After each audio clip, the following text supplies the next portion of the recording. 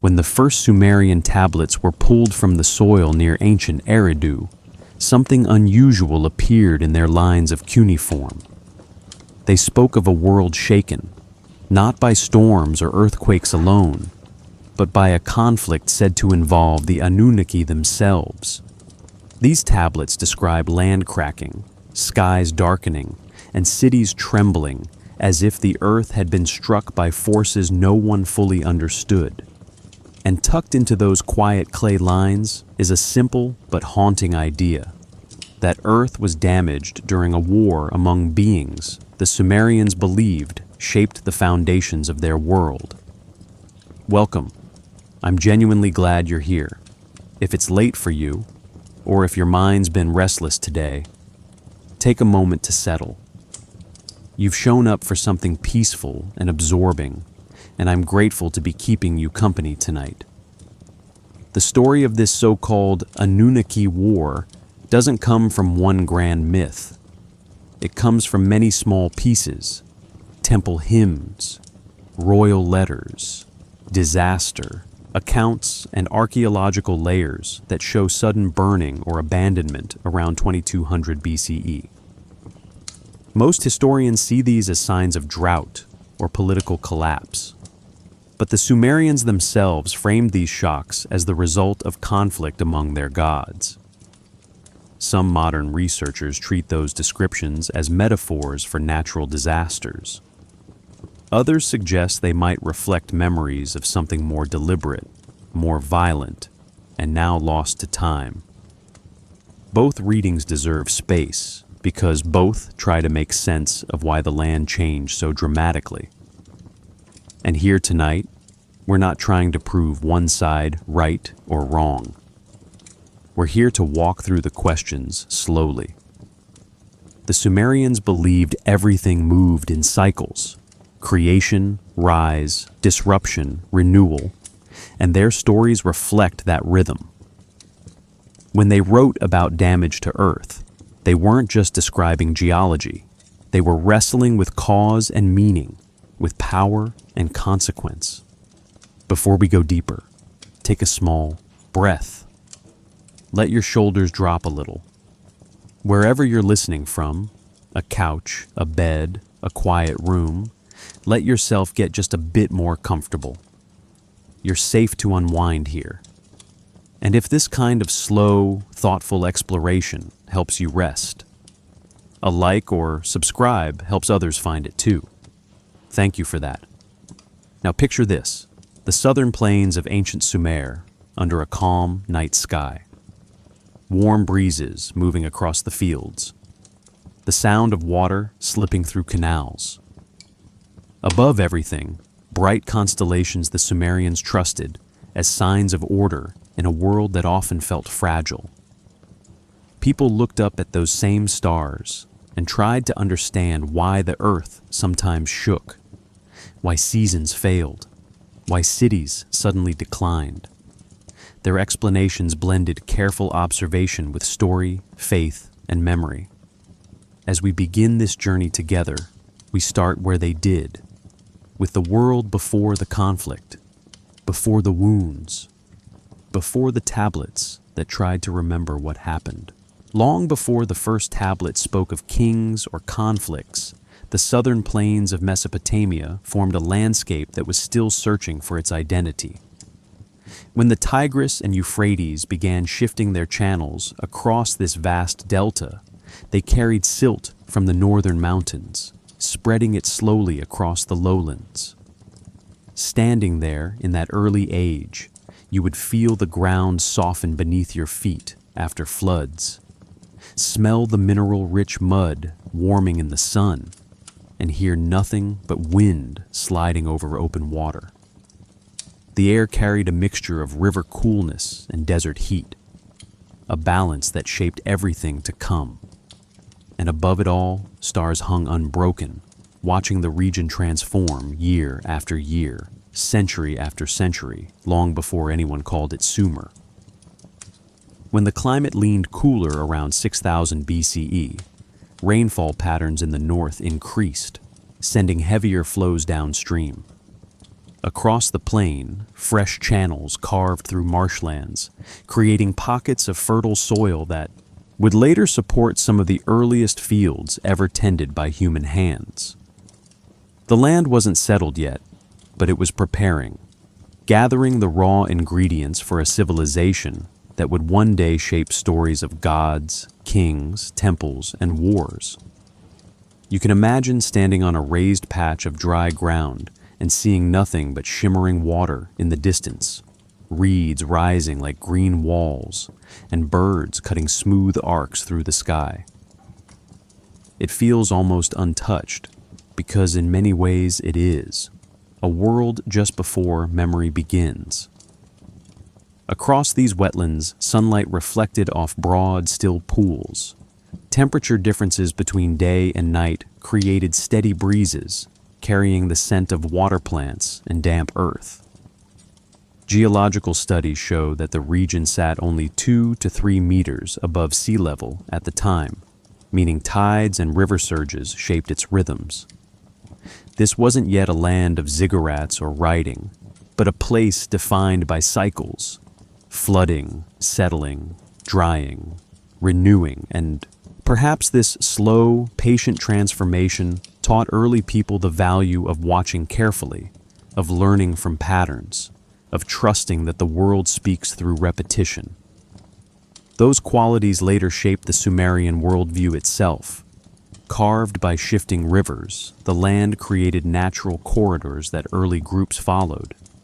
Rising from mudflats were small islands of compacted silt, some only 20 or 30 meters across. These later became sites for early huts made of bundled reeds.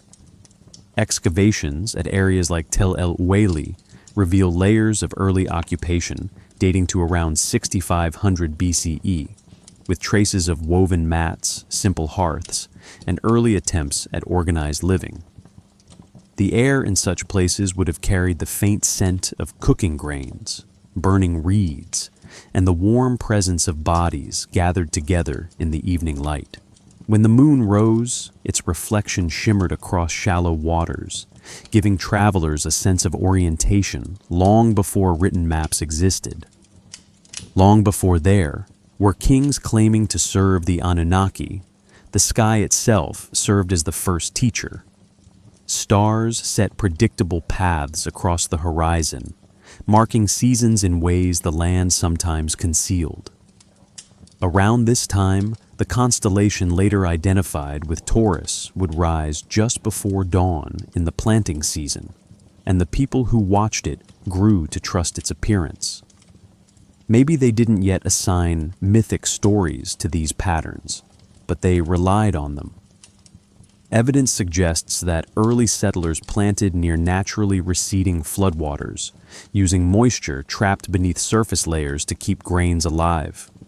The soil, rich with calcium, potassium, and silt particles less than 60 microns, held life tightly, even in dry months. Walking through this world, you would feel the ground shift under each step, soft one moment and firm the next. The wind carried warmth during the day, then cooled sharply after sunset. The silence, broken only by insects and the occasional splash of fish, had a kind of weight to it. The weight of a world preparing for something it doesn't yet understand. And perhaps these early groups sensed it too, that the land they walked on was changing fast, that new opportunities were opening, and that they were part of a transition larger than themselves. Long before cuneiform appeared around 3400 BCE, communities along the southern plain began organizing irrigation channels. Archaeologists have found canal segments measuring over 1.5 meters wide and lined with packed clay, an early sign of deliberate engineering. The sensation of walking beside such a canal would have been calming. Water moving in a steady, controlled rhythm, a gentle sound of purpose. This engineering showed a shift from adapting to the land, to shaping it. It marked the beginning of the mindset that the Sumerians would later attribute to the Anunnaki, the idea that ordered systems bring stability to chaos. Maybe this is why later generations described their gods as planners, architects, and overseers.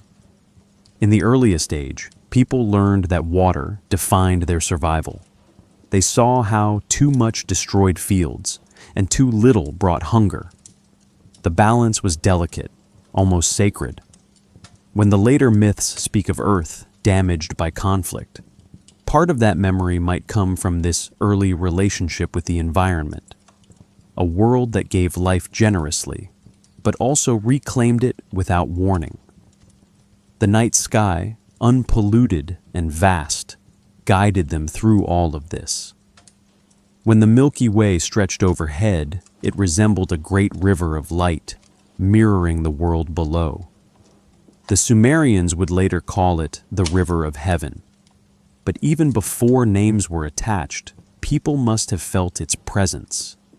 Standing there, hearing reeds rustle in the dark, they might have wondered why the earth changed so often, while the stars remained steady. That contrast, shifting ground beneath constant sky, became one of the oldest patterns in Mesopotamian thought. As the landscape stabilized and the wetlands slowly gave way to cultivable soil, populations grew. By the time we approach 4500 BCE, the stage is fully set. Predictable floods, fertile earth, navigable waterways, and a sky that offered patterns to measure time. Everything in this environment prepared the way for the first true settlements, the first temples, and eventually the first written attempts to understand why the world sometimes broke. When the earliest settlers began moving deeper into the southern Mesopotamian plain, the world around them was still settling from forces far older than human footsteps. Long before the first farms or shrines appeared, tectonic plates beneath the region shifted in slow, deliberate patterns, raising some areas by a few centimeters and sinking others in measured silence.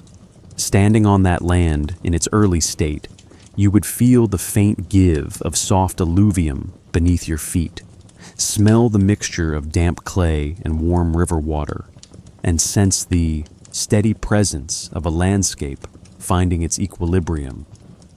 The wind moved across open flats where reeds swayed in long, gentle arcs, and the sky stretched wide enough to make you aware of your own smallness. When the sun set, it washed the horizon with muted copper, reflecting off shallow pools created by past floods. It was a world waiting for inhabitants, though no one yet called it home. Thousands of years before any Sumerian city emerged, the region went through dramatic environmental shifts. When the last remnants of the Ice Age retreated, meltwater carved new channels in the upper valleys, sending massive surges of sediment downstream. This sediment settled across the delta in layers that sometimes reached more than a meter thick, creating the foundation upon which future cities would rise. Walking through this terrain, you would hear the soft crunch of silt particles beneath each step, the ground cool in the morning, warming by midday. Geological studies reveal distinct bands of clay, sand, and organic material in these early deposits, markers of past flood cycles, drought intervals, and brief moments of stability. These natural rhythms shaped the earliest human decisions long before writing attempted to explain them. When early groups tested the land for farming around 5800 BCE, they discovered how responsive the soil could be. The clay retained moisture long after surface water receded, allowing small patches of barley and emmer wheat to grow with minimal irrigation. Excavations near Choga Mami and the Samara region show early irrigation attempts. Narrow channels as small as 30 centimeters in width, dug with pointed tools made from river stones. The sound of water trickling through these channels would have been subtle but reassuring, a sign that human intention could harmonize with natural cycles. And maybe this early success shaped their confidence, encouraging them to remain in a place that sometimes felt unpredictable but unusually generous. Walking through this landscape at dawn, you would smell smoke from early hearths rising in thin lines above reed shelters. You might see footprints preserved briefly in the drying mud, softened by morning dew. These small signs of presence marked a world transitioning from wilderness to habitation. Long before anyone spoke of the Anunnaki, people observed the land with patient curiosity, recording its patterns through memory rather than text.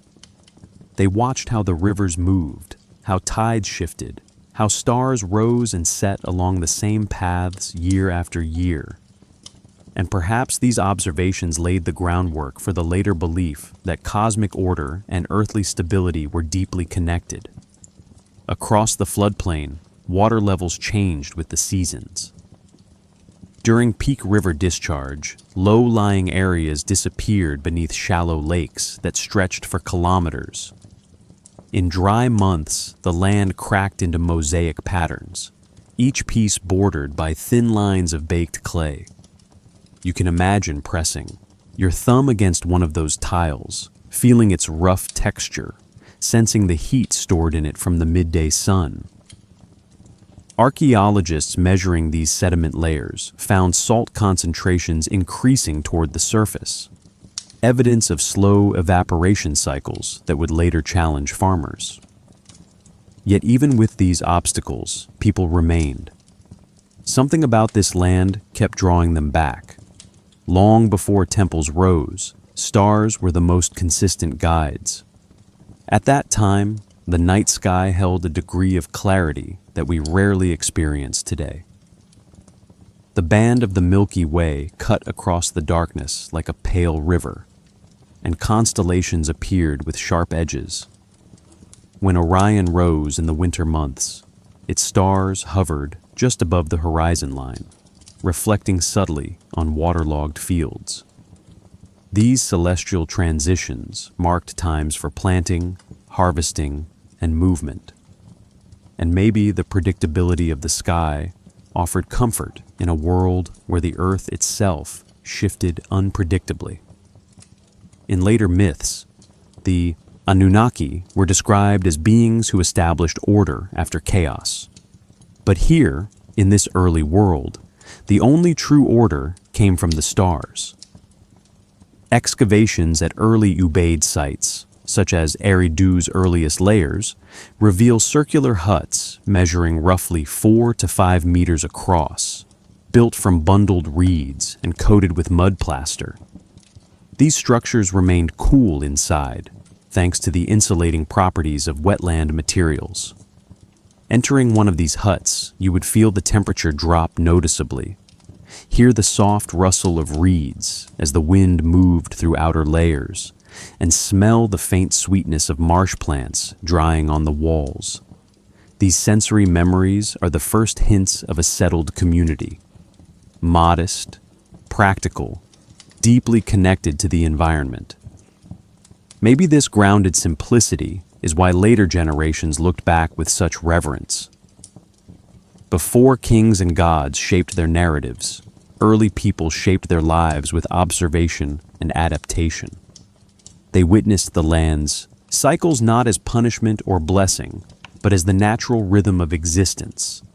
And perhaps, when later stories described Earth damaged by divine conflict, they were trying to explain those same environmental shifts through a vocabulary that felt more meaningful.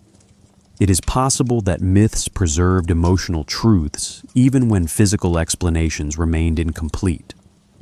As centuries passed, these early groups learned to manage water more effectively.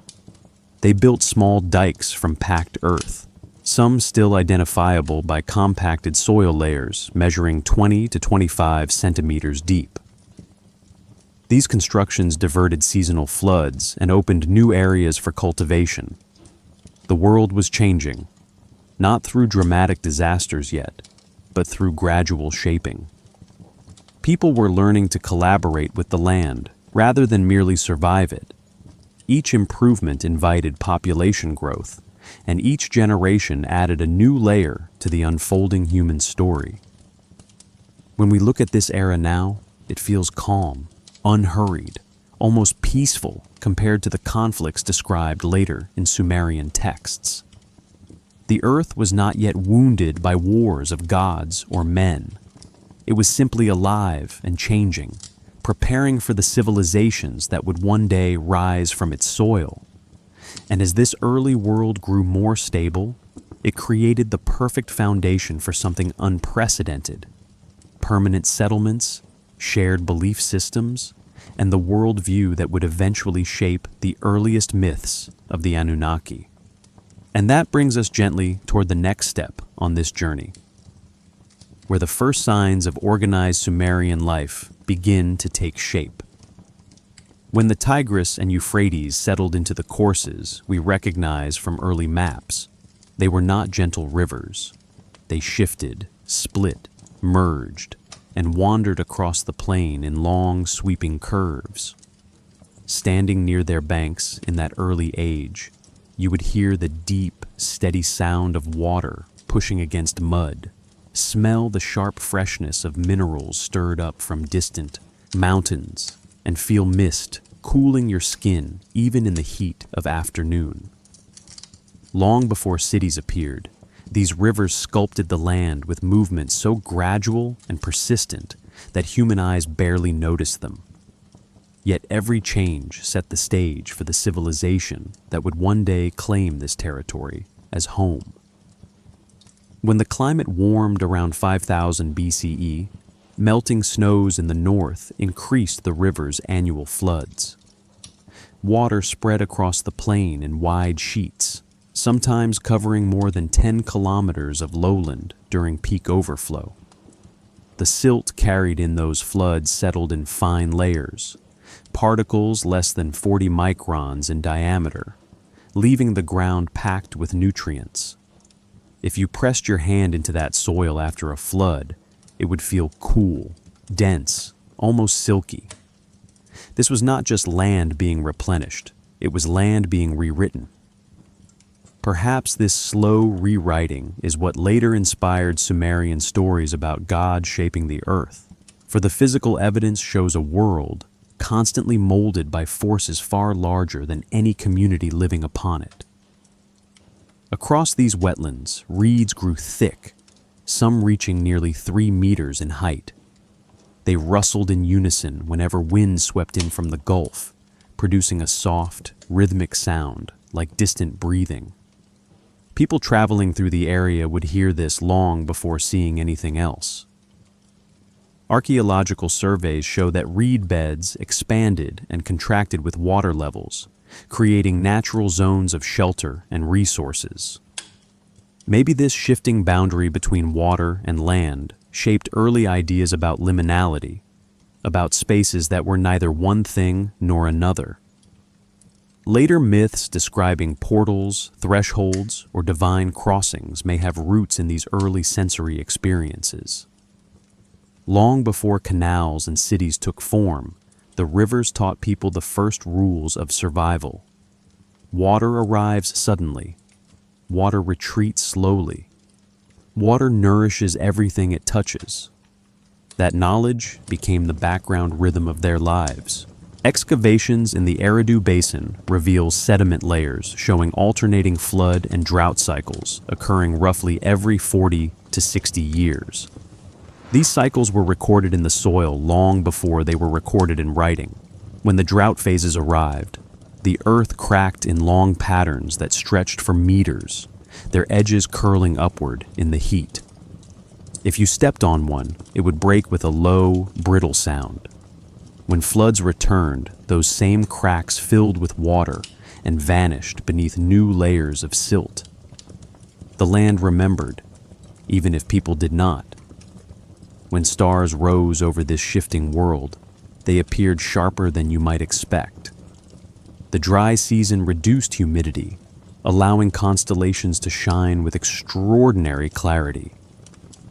The people who lived here used the floodplain as a horizon line. Stars seemed to rise directly from the earth. Orion, Sirius, and the Pleiades traced patterns that aligned with seasonal changes. The Pleiades, for example, signaled the beginning of plowing and planting once the ground had dried enough to work.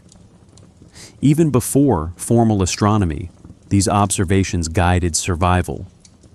Perhaps this is why later Sumerian texts speak of the writing of the sky.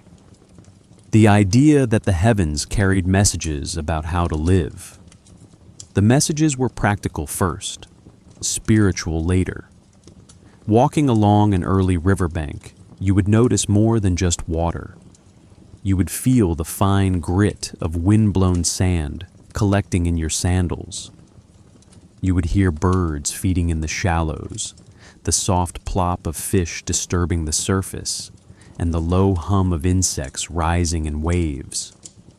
When the sun hit the water at an angle, it created flashes of light that danced across the reeds. And behind all of it, there was a sense of ongoing motion, not hurried, not chaotic, but steady. Geological studies confirm this constant motion. The rivers shifted laterally at an average rate of 10 to 30 meters per century, slow enough that no single generation witnessed dramatic change, yet fast enough that stories and memories would accumulate around the shifting boundaries. Maybe this is where early ideas about divine conflict began. When the land cracked unexpectedly, or when the rivers veered off their usual paths, people might have interpreted these events as signs of unseen disagreements among higher powers. Not because they lacked scientific understanding, but because they lived in a world where cause and effect were not always predictable. And when later Sumerian tablets describe Earth wounded by war, part of that memory might stem from older experiences of environmental upheaval, events that felt personal, intentional, meaningful. Archaeologists have found evidence of early settlement attempts repeatedly washed away. In one site layer near ancient Lagash, a compacted flooring of clay and straw, measuring about 4 centimeters thick, is overlain by nearly 20 centimeters of flood debris. Whoever lived there lost everything in a single season. Yet the same spot was reoccupied only decades later. This persistence shaped the character of early Mesopotamian communities. They learned to rebuild, to adapt, to treat instability as a teacher rather than an enemy. And this resilience later became embedded in Sumerian myths, which often portray humans as partners in maintaining cosmic balance. When night fell across these shifting lands, the air cooled quickly. You would feel moisture settling on your skin, hear frogs calling from distant pools, and sense the vast quiet that comes when wind dies down. The sky reflected on waterlogged fields, creating the illusion of stars both above and below. For the earliest inhabitants, this must have felt surreal, like standing between two worlds. Perhaps this duality shaped their belief that the heavens and the earth mirrored one another, that actions in one realm echoed in the other. As centuries passed, the rivers and the people both learned to adjust. Humans built stronger embankments, wider channels, and more dependable refuge points. The land responded by offering stability long enough for villages to grow into towns. These slow shifts carried the region toward a new stage, one where deliberate construction, shared identity, and mythic storytelling began to take shape. When the southern plains of Mesopotamia finally found a rhythm in their cycles of water and drought, small groups began testing whether this land could support more than seasonal camps. When the floods receded each year and left behind smooth stretches of compact clay, early families stepped onto that firm ground and sensed something promising beneath their feet. A place where reeds grew thick, where fish gathered in shallow pools, where mud dried into surfaces solid enough to build upon. The air in this early era carried a mixture of river coolness and sun-warmed earth, a scent both sharp and comforting. And long before writing recorded any of it, the first outlines of settled life began to appear.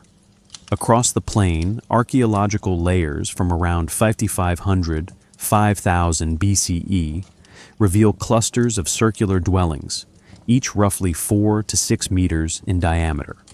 The walls were made from thick bundles of reeds coated with mud plaster, which gave them a surprisingly stable structure. When you step into a reconstruction of one of these homes today, you immediately notice how the temperature shifts. Cool, muted, safe from the heat outside. The reed mats on the floor soften sound, creating a space where voices feel close and shared. Perhaps this intimacy shaped the earliest forms of community bonding, for living so tightly together creates cooperation long before it creates hierarchy. When archaeologists at Tel El-Uweli uncovered one of the earliest settled layers, they found hearths positioned slightly off-center in each home, along with storage pits containing crushed barley, lentils, and charred reed roots. The presence of barley in particular, with grains measuring between 3.8 and 4.2 millimeters, suggests deliberate cultivation rather than wild gathering. This indicates a shift from foraging to food production. And maybe this shift was the quiet turning point that made permanent settlement possible. Because once people could trust their food sources, they no longer needed to follow the rivers as they wandered. Long before temples rose, the first signs of shared effort emerged in the form of irrigation experiments. Narrow trenches, some only 30 to 40 centimeters wide, appear in sediment layers adjacent to early dwellings. These trenches were lined with compacted clay and small river stones, a simple technology, yet one that marked the beginning of humanity's partnership with water. Standing beside one of these recreated channels, you can hear a faint, steady trickle, a sound that feels purposeful even now. The flow is gentle, controlled, suggesting that early engineers already understood how to balance pressure, slope, and soil absorption.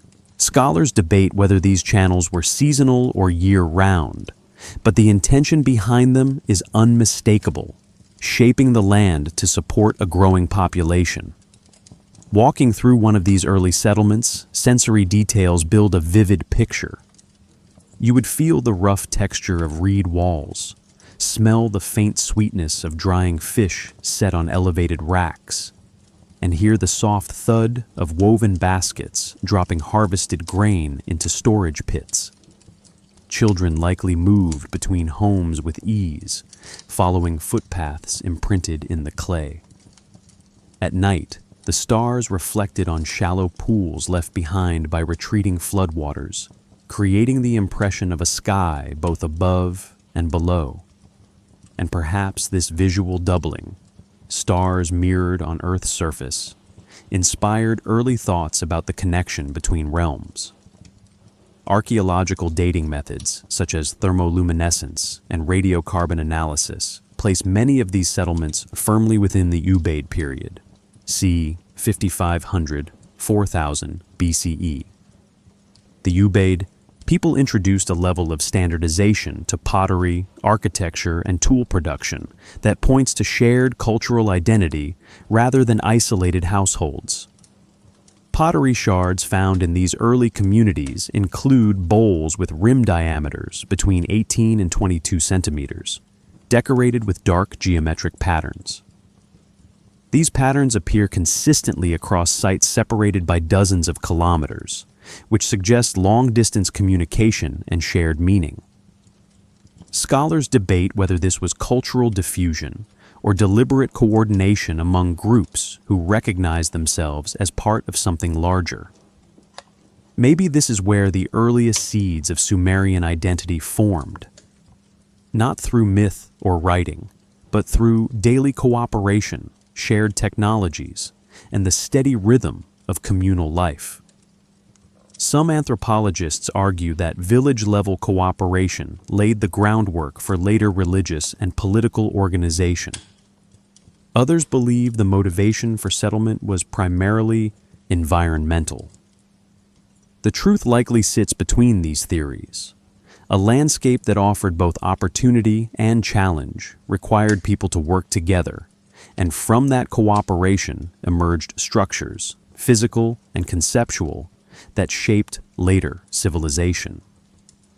When we consider the Sumerian myths that describe the Anunnaki as bringers of order, it becomes interesting to view these early settlements through that lens. The people who lived here were creating order long before they attributed it to gods.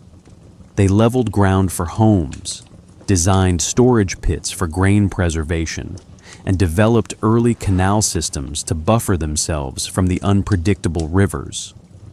Perhaps later generations looked back at these accomplishments and, seeking deeper meaning, attributed them to divine intervention. Or maybe the myths served as a narrative framework through which people made sense of innovations their ancestors barely understood. As population density increased, settlements expanded outward. Excavations show compound structures connected by shared courtyards measuring up to 12 by 15 meters. In these spaces, early communities gathered for tool-making, food preparation, and ritual activities whose exact meaning remains elusive. Archaeologists have found small figurines, often with elongated heads and simplified bodies, formed from clay mixed with crushed pottery. Their purpose is debated. Some believe they represent household deities. Others argue they were teaching objects or early forms of symbolic expression. Each interpretation reveals something about the people who lived here, their creativity, their curiosity, and their desire to express meaning beyond survival. When the night fell across these early villages, the sky provided a sense of stability the land sometimes lacked. Stars rose at predictable angles, offering a natural clock long before mechanical timekeeping existed. Orion's belt pointed toward the pathway where the rivers met.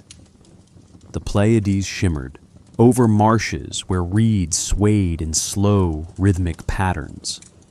And perhaps villagers sitting outside after long days of work wondered why the sky remained constant while their world shifted so often. That contrast between celestial stability and earthly change eventually shaped Sumerian cosmology, and much later, the stories of divine conflict etched into clay. As the centuries unfolded, these settlements evolved from clusters of reed huts into structured communities with shared storage, small shrines, and increasingly complex irrigation designs. This transformation prepared the way for something unprecedented: cities. And among those early cities, one would rise with a significance unlike any other: a settlement the Sumerians called Eridu. When the earliest travelers approached the mound that would one day be called Eridu, the landscape around it must have felt both familiar and strangely charged. The southern marshes still stretched outward in shimmering sheets. The air still carried the cool scent of water and clay, yet something about this rise of earth suggested intention. Long before anyone called it the first city, people walked toward this elevated ground because it offered stability, a rare gift in a landscape shaped by water's constant movement. Standing there now, you can imagine warm wind brushing across your face, carrying the soft rustle of reeds and the faint smell of damp soil rising as the sun lifted over the horizon. It feels peaceful, but beneath that peace was the beginning of a transformation that would echo across thousands of years. Archaeologists date the earliest layers of Eridu to around 5400 BCE, placing it firmly within the Ubaid period. Excavations reveal superimposed temple structures, one built atop another, forming a vertical timeline of belief. In some layers, mud brick platforms measure roughly 12 by 10 meters. In others, they expand to nearly 25 by 30 meters, suggesting increasing social complexity. These platforms were constructed from bricks made of river clay mixed with straw, each brick about 30 centimeters long, 15 wide, and 10 thick. Holding one today, you would notice its texture, slightly rough, faintly fibrous, with edges softened by time. These bricks are not just building materials, they are signatures of organized labor and shared purpose. The site's earliest shrine, discovered beneath more than a dozen later structures, is a modest building with a central room measuring approximately 4 by 5 meters. The floor is coated with smooth plaster, likely applied by hand in layers that still retain finger impressions. If you run your fingertips across that surface now, you can feel the slight unevenness left by ancient artisans. Scholars debate what rituals occurred in this early shrine. Some believe it was dedicated to Enki, god of freshwater and wisdom. Others argue it served as a communal space for offerings long before specific deities were named. The truth remains elusive, but the pattern is clear.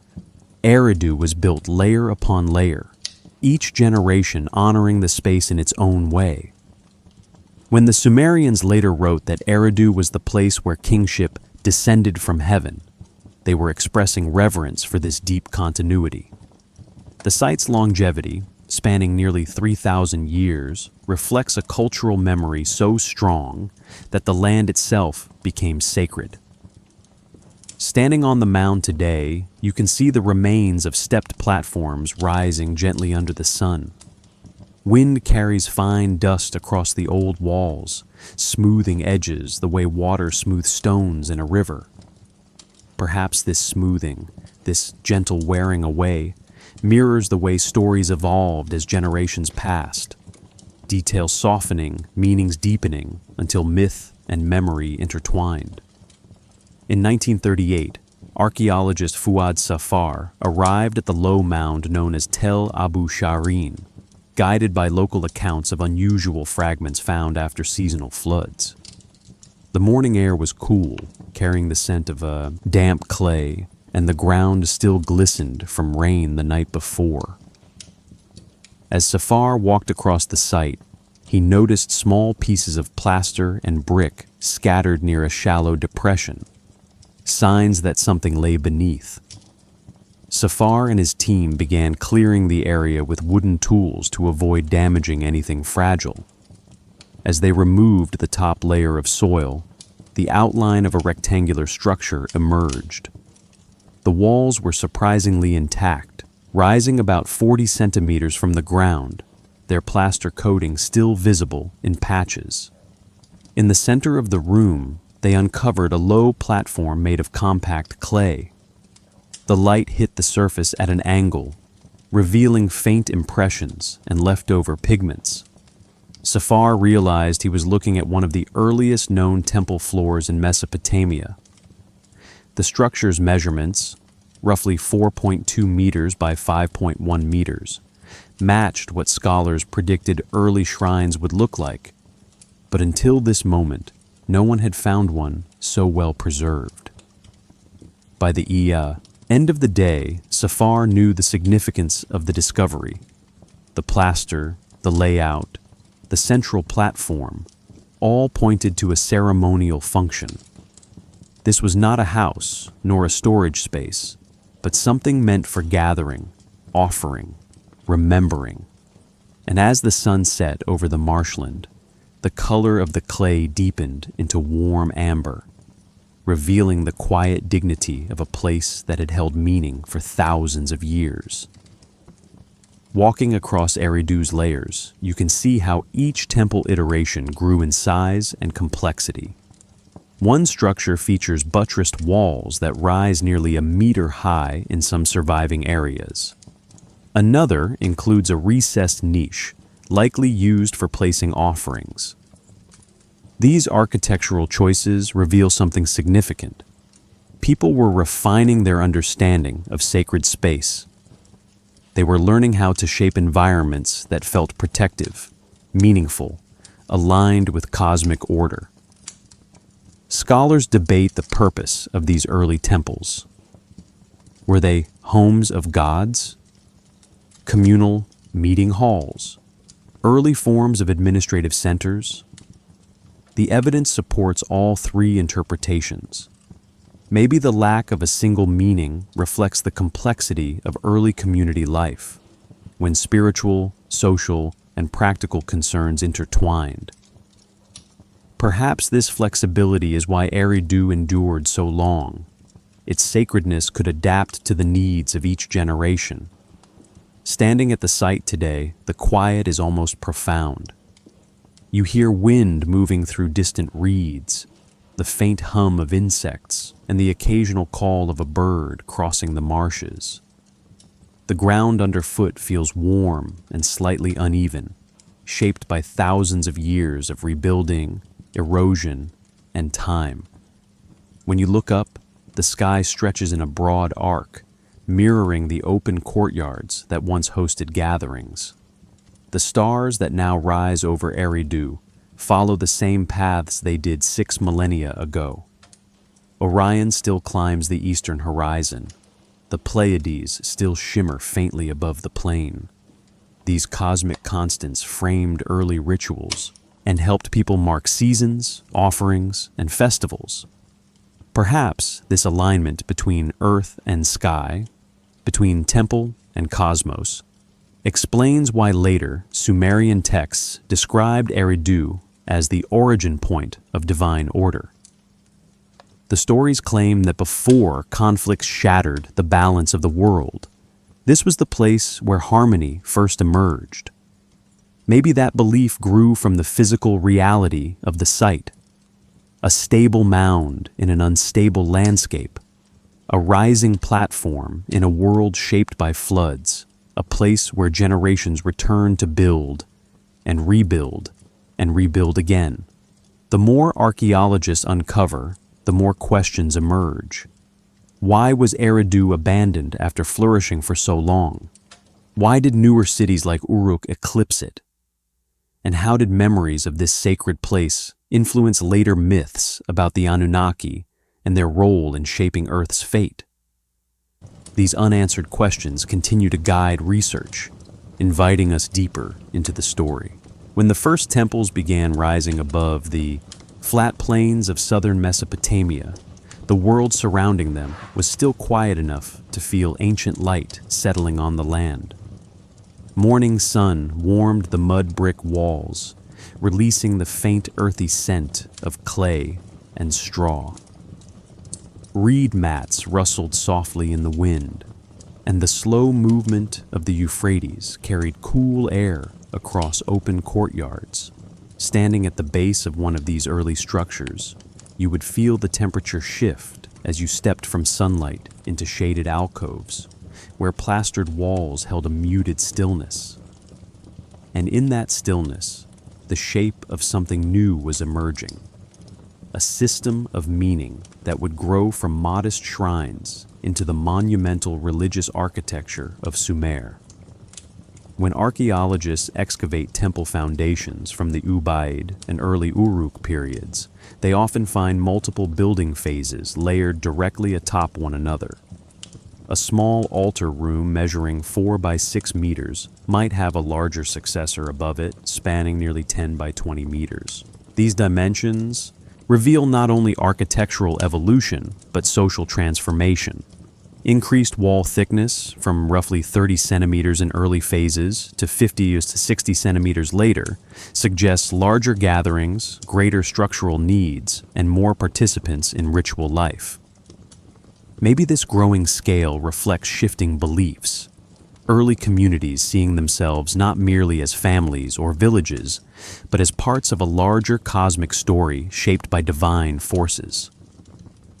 Walking through a partially reconstructed temple site, you notice small details that convey far more than measurements. The smooth plaster on the walls feels cool beneath your fingertips, still carrying traces of the hands that shaped it thousands of years ago.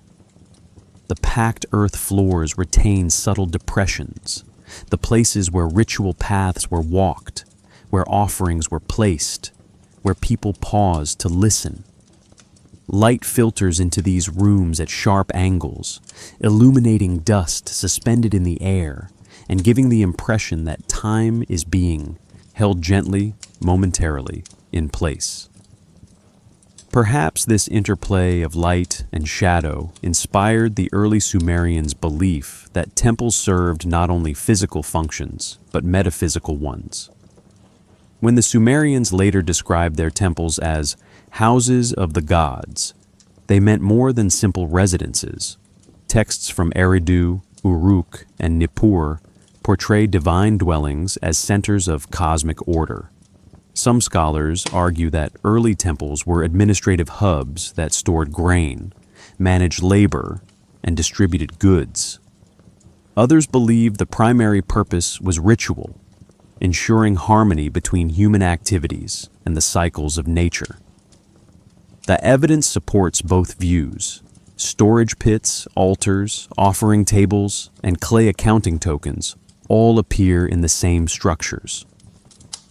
Maybe early temple life was inherently hybrid, spiritual and practical inseparable.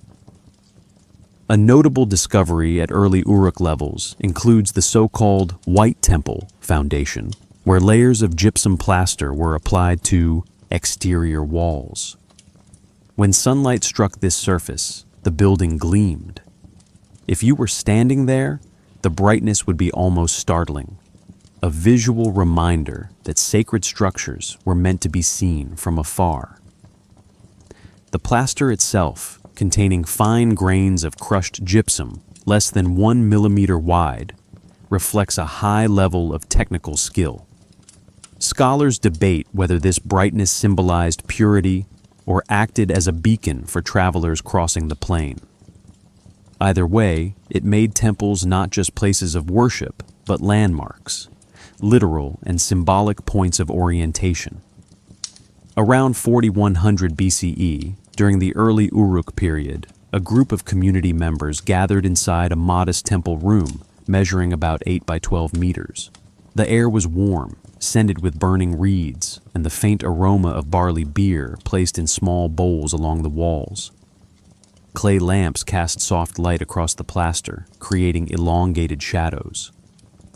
The priest, likely a community elder, stepped toward a low platform near the center, holding a small clay figurine shaped from local river mud. As the gathering watched, the priest gently placed the figurine onto the platform. He poured a thin stream of water beside it, the sound echoing slightly in the enclosed space. A group of assistants stepped forward with woven baskets containing grain, each grain cluster carefully arranged. They sprinkled the grain into a shallow depression carved into the platform's surface. This act, archaeologists believe, symbolized the renewal of fields, the return of floodwaters, and the cycle of abundance. The priest then circled the platform, touching the walls lightly with his fingertips, leaving faint marks in the plaster. These gestures were likely part of a purification sequence, repeated year after year.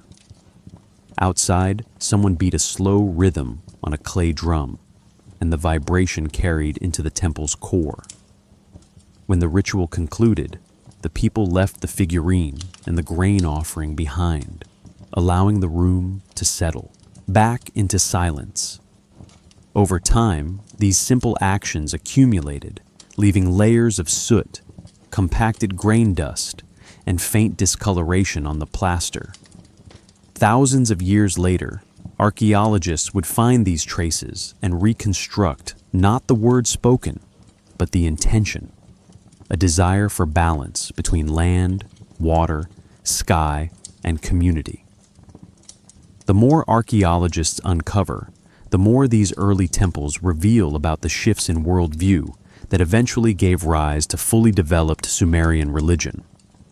Temples were oriented with deliberate precision.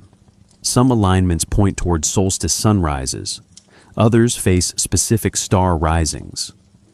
These directional choices suggest a maturing understanding of how cosmic patterns interact with human life. Maybe people sensed that their struggles, floods, droughts, abundance, hunger, echoed larger rhythms written in the sky. In later creation myths, the Sumerians claimed that the Anunnaki shaped the world and assigned roles to both gods and humans. But standing inside an early temple, you notice something grounding. These structures were built by hands, not miracles. Mud clings beneath fingernails. Straw is pressed into bricks. Even plastered walls bear finger trails. Ritual and engineering grew together, each shaping the other. This blending of practical labor and spiritual meaning eventually crystallized into a belief system in which order was sacred, a balance maintained jointly by humans and divine forces. Stone tools found near temple sites, often between 6 and 9 centimeters in length, show wear marks consistent with smoothing plaster or cutting reed bundles. These tools were held daily, warmed by the touch of their users. That warmth lingers in imagination, reminding us that early religious life was tactile, intimate, lived through routine motions. And perhaps this tactility is why later myths describe divine conflicts damaging the earth. Because people already understood how fragile order could be when the elements shifted. Unanswered questions still emerge from these sites. Did early temples serve entire regions or only local communities? Were rituals formalized, or did they evolve with each season's needs? And how much of later mythology, including stories of wars that scarred the earth, grew from memories of environmental disruptions observed from temple courtyards? As research continues, what remains clear is this. Early temples formed the backbone of social and spiritual life in emerging Sumer.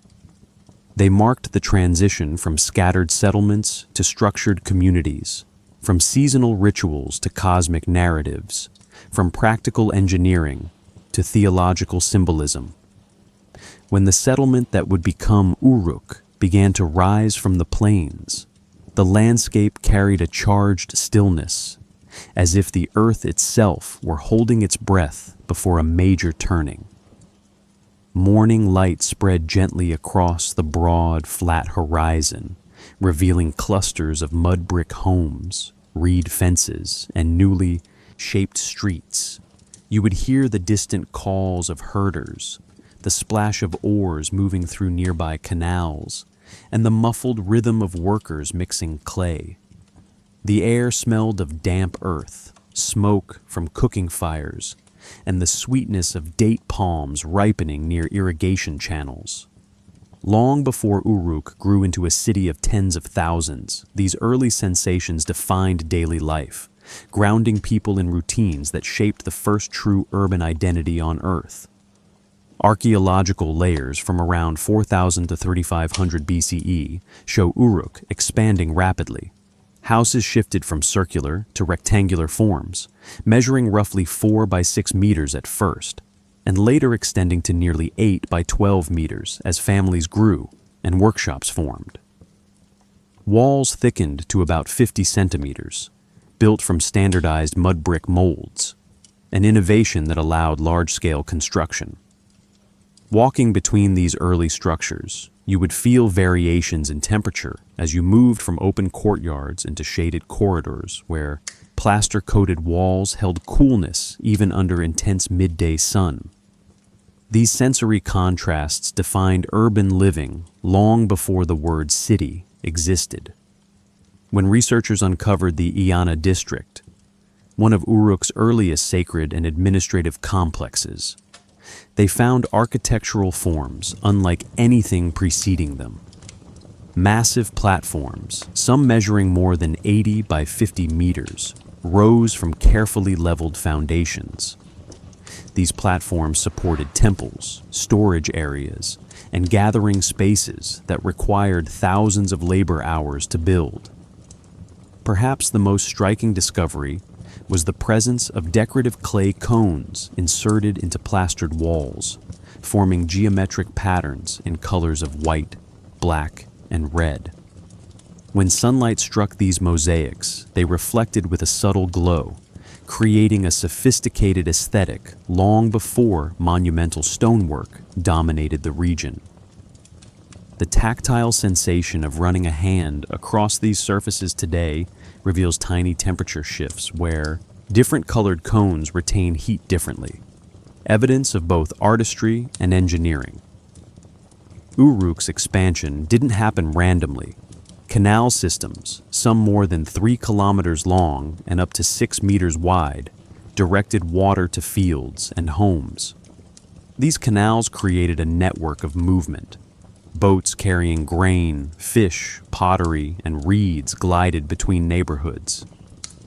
If you stood beside one of these waterways, the soundscape would blend human activity and nature. Oars dipping, water lapping gently against clay-lined banks, voices calling across the current. These daily interactions turned Uruk into a living organism, with canals functioning as arteries, carrying sustenance through the growing settlement. Scholars debate what drove Uruk's growth.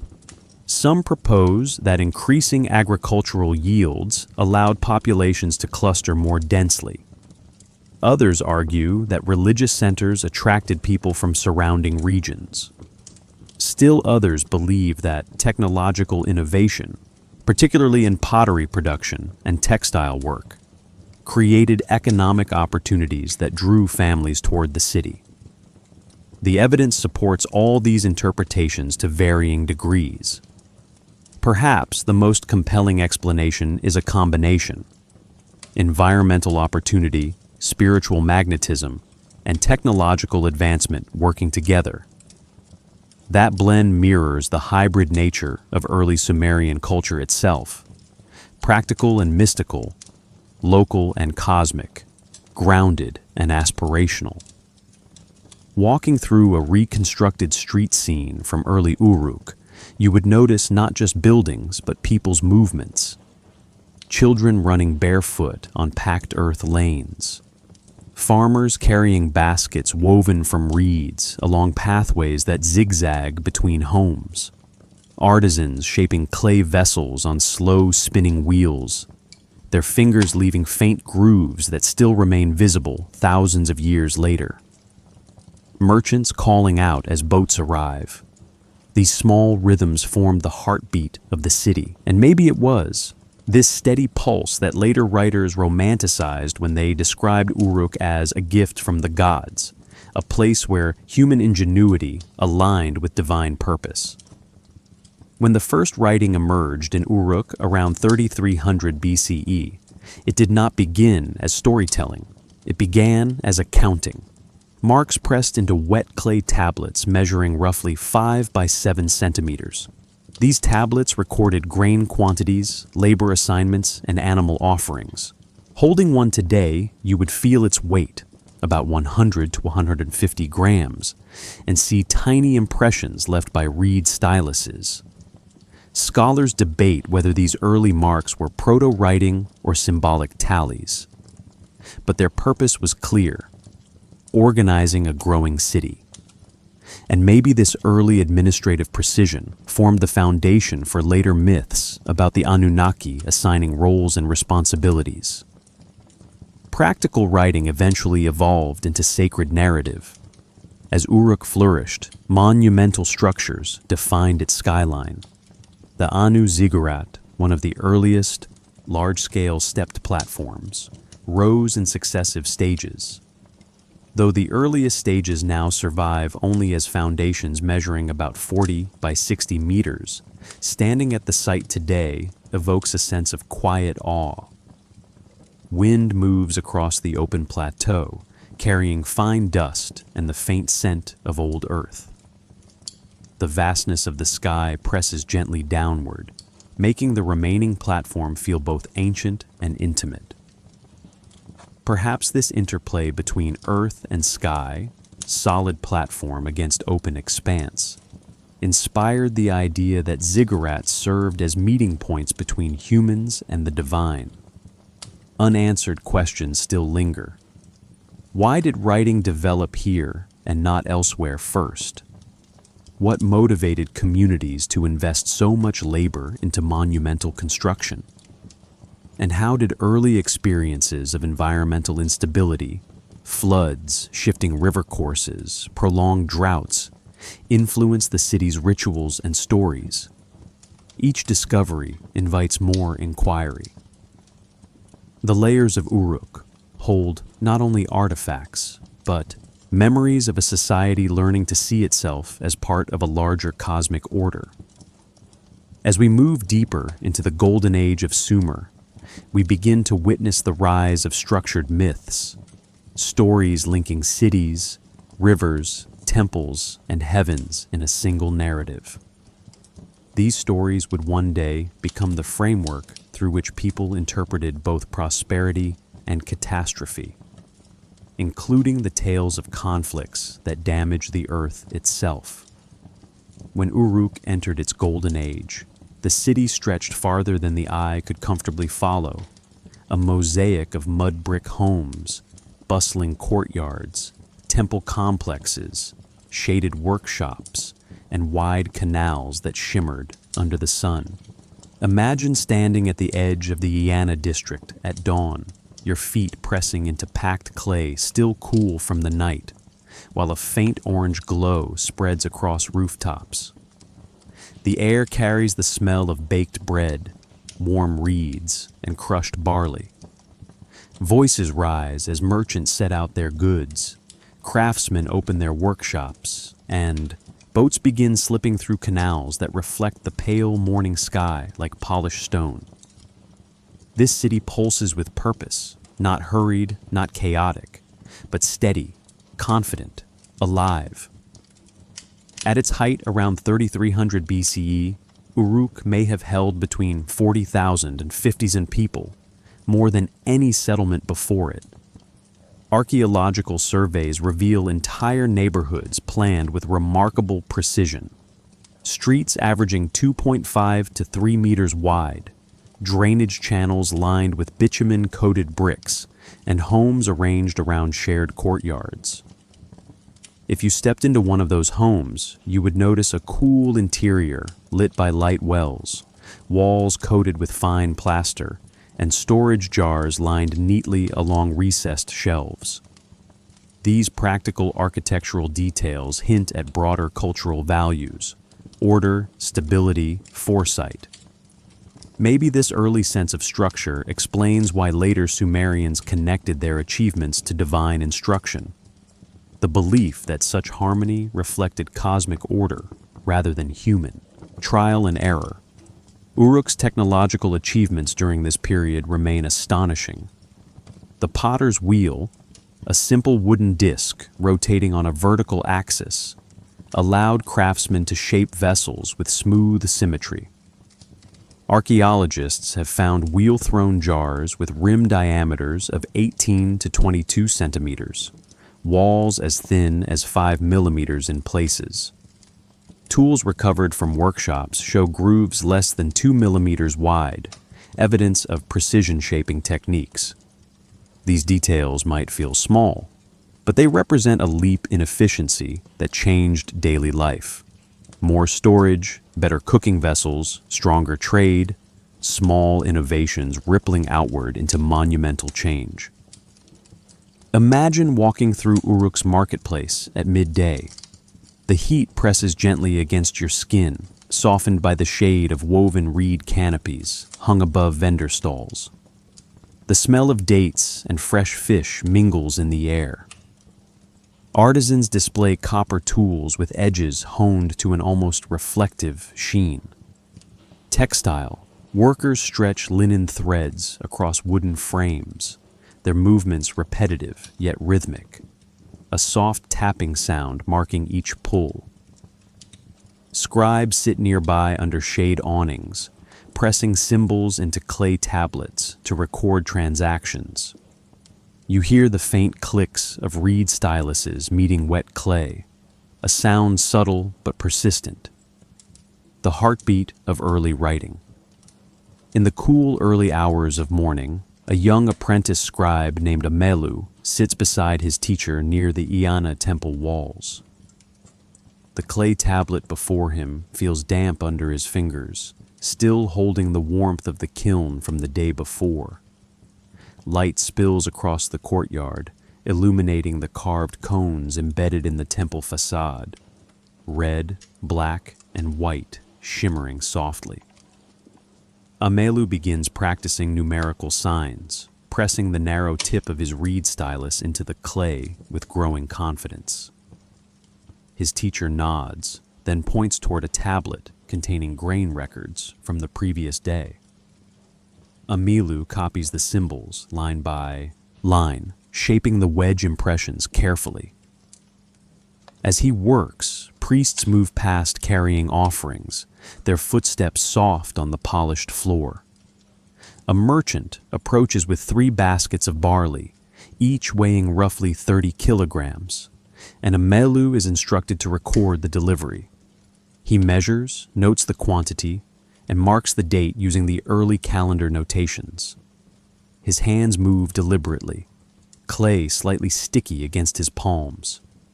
Around him, the city wakes. Murmured conversations, distant hammering, birds circling above the ziggurat platform. By midday, Amelu's tablet is complete, the surface marked with clear, even symbols. His teacher inspects it, offers a quiet nod, and places it among other tablets drying in the sun. Amelu steps back, feeling a sense of calm pride. He has contributed, in a small but enduring way, to the memory of the city.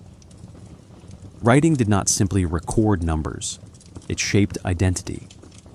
Administrative texts became religious texts, and religious texts shaped worldviews. One of Uruk's great intellectual leaps was transforming symbols of grain and labor into symbols of myth, ritual, ancestry. Perhaps this is why the later stories of the Anunnaki felt so deeply rooted. They emerged not from abstraction, but from a culture already trained to read meaning in marks. Astronomy flourished during this age as well. Temple courtyards often aligned with key celestial events, solstice sunrises, lunar risings, or star paths. When the Pleiades rose just before dawn, farmers knew planting season approached. When Orion dipped below the horizon earlier each night, traders anticipated seasonal shifts in water levels. These patterns were not merely observed. They were woven into ritual calendars, architectural alignments, and mythic narrative. Imagine standing on a ziggurat terrace at night, warm breeze brushing your skin, constellations gliding above in slow procession. The city below glows with lamplight, the sky above with timeless fire. Uruk's cultural achievements extended beyond writing and astronomy. Artistic expression flourished in the form of cylinder seals, small stone cylinders carved with intricate scenes. Rolling one across wet clay produced repeating images, gods interacting with humans, herds of animals, geometric patterns symbolizing cosmic cycles.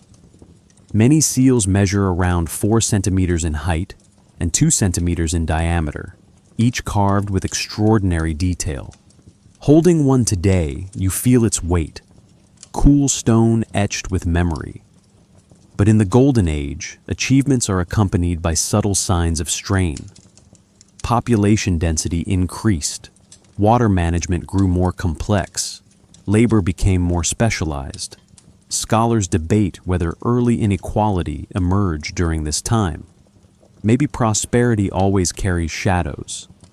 Maybe the seeds of later conflict, environmental stress, social hierarchy, competing religious centers, were already taking root beneath the glow of Uruk's success. As the Golden Age unfolds, something else stirs beneath the surface. A shift in narrative, a hint of tension that later myths would interpret as cosmic conflict.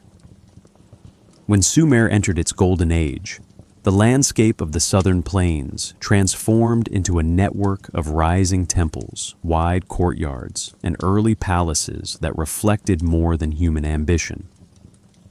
They reflected belief, a shared conviction that the world operated through balance, precision, and cosmic rhythm. Imagine walking toward a newly completed temple platform in the early morning, your sandals pressing into cool clay shaped by thousands of hands. The air carries the faint scent of gypsum plaster, mixed with reed smoke drifting from nearby homes. Light settles on the temple facade, revealing walls the color of sun-bleached sand and shadows that stretch long across paved courtyards. This was not just architecture, it was worldview expressed through brick and alignment. Archaeological surveys show that by 3000 BCE, temple platforms across Sumer expanded dramatically in size and complexity. At Uruk, the Anu ziggurat's earliest monumental layer measured roughly 45 by 65 meters, rising above the plain with an authority that must have felt both grounding and aspirational. Walls thickened to more than 2 meters in some sections, designed to support multi-tiered structures. These architectural feats required coordinated labor, mixing clay, shaping bricks, transporting bundles of reeds, aligning walls with astronomical markers.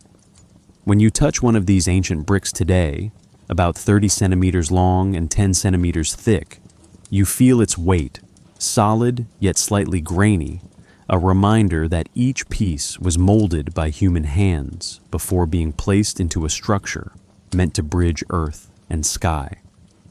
Inside the temple courtyards, daily life blended seamlessly with ritual. Imagine stepping into a broad, open plaza just after sunrise. Priests move with deliberate calm, sweeping plaster floors that remain cool beneath their feet. Storerooms smell of dried barley and date syrup stored in jars with narrow necks to protect contents from humidity. Water channels, each about 20 to 30 centimeters wide, run along building edges to direct runoff away from sacred spaces. These small details, practical, sensory, methodical, reveal how temple architecture supported both spiritual intention and administrative function. It is during this era that kingship emerges as something more than governance. Early kings, or Lugal, begin appearing in inscriptions. Their names carved into stone or pressed into clay tablets show that leadership was now intertwined with cosmic responsibility. Scholars debate whether kings were viewed as chosen by the gods or simply endorsed by temple institutions. Some texts suggest kingship descended from heaven at Eridu, implying divine sanction. Others portray rulers as stewards, responsible for maintaining irrigation systems, mediating disputes, and ensuring ritual cycles remained unbroken. Perhaps kingship existed somewhere between myth and practicality, symbolic in origin, functional in execution. Around 2900 BCE, in the rising heart of Uruk, the coronation of Enmerkar unfolds at dawn. The air holds a crisp coolness, carrying scents of crushed reeds and burning incense. Temple musicians assemble near the courtyard's edge, their copper cymbals catching early light. Citizens gather in silence as the king steps forward, wearing a woven linen robe edged with lapis-colored dye. And Enmerkar walks slowly toward the temple entrance, his sandals brushing lightly across smooth plaster that still holds faint dew. Priests accompany him, carrying clay tablets inscribed with ritual phrases. A young attendant presents a ceremonial staff carved from tamarisk wood, its surface polished to a gentle sheen. As the king lifts the staff, a priest recites a chant invoking Enki and Inanna, calling for protection and wisdom. Drums echo in the courtyard, their vibrations rising through the ground. And Merkar touches the temple's threshold stone, a block measuring nearly 1.2 meters wide, symbolizing his alignment with cosmic order. The gesture is simple, but its meaning profound. He becomes the point where heaven's authority meets the responsibilities of earth. The ceremony ends with quiet reverence, and Merkar steps back, now recognized as both leader and caretaker. The crowd exhales collectively, sensing a new chapter beginning. The king turns toward the city, ready to shape its future under the watch of gods and ancestors. His story becomes part of Uruk's memory. Temples were not only symbolic centers, they were repositories of knowledge. Rooms adjacent to ritual halls often held large clay tablets recording inventories, land allocations, and offerings. These tablets, some measuring up to 20 by 30 centimeters, show early signs of administrative complexity. Columns of symbols track grain deliveries down to fractions of a sila, a unit roughly equivalent to 1 liter. The precision tells us something important. Order mattered deeply to the Sumerians. Maybe this emphasis on numerical clarity formed the foundation for their later myths of cosmic measurement and divine balance. Astronomy also reached new levels of sophistication during the Golden Age. Observers recorded lunar cycles with remarkable accuracy. Temple towers, precursors to full ziggurats, provided elevated platforms for watching star risings. Imagine standing atop such a tower at night. Warm breezes brush against your clothing. The Milky Way arcs above like a pale river of light. The constellation Taurus rises, marking seasonal transitions essential for agriculture and ritual planning. In that moment, the city's rhythms, its festivals, planting schedules, offerings, feel connected not just to rivers and fields, but to cosmic cycles unfolding far beyond human reach.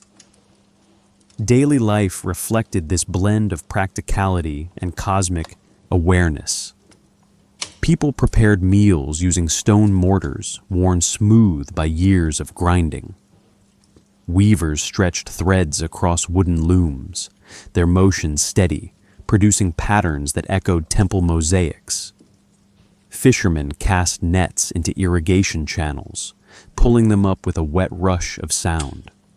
Children chased one another through alleys paved with compact clay, their laughter carried on warm afternoon breezes.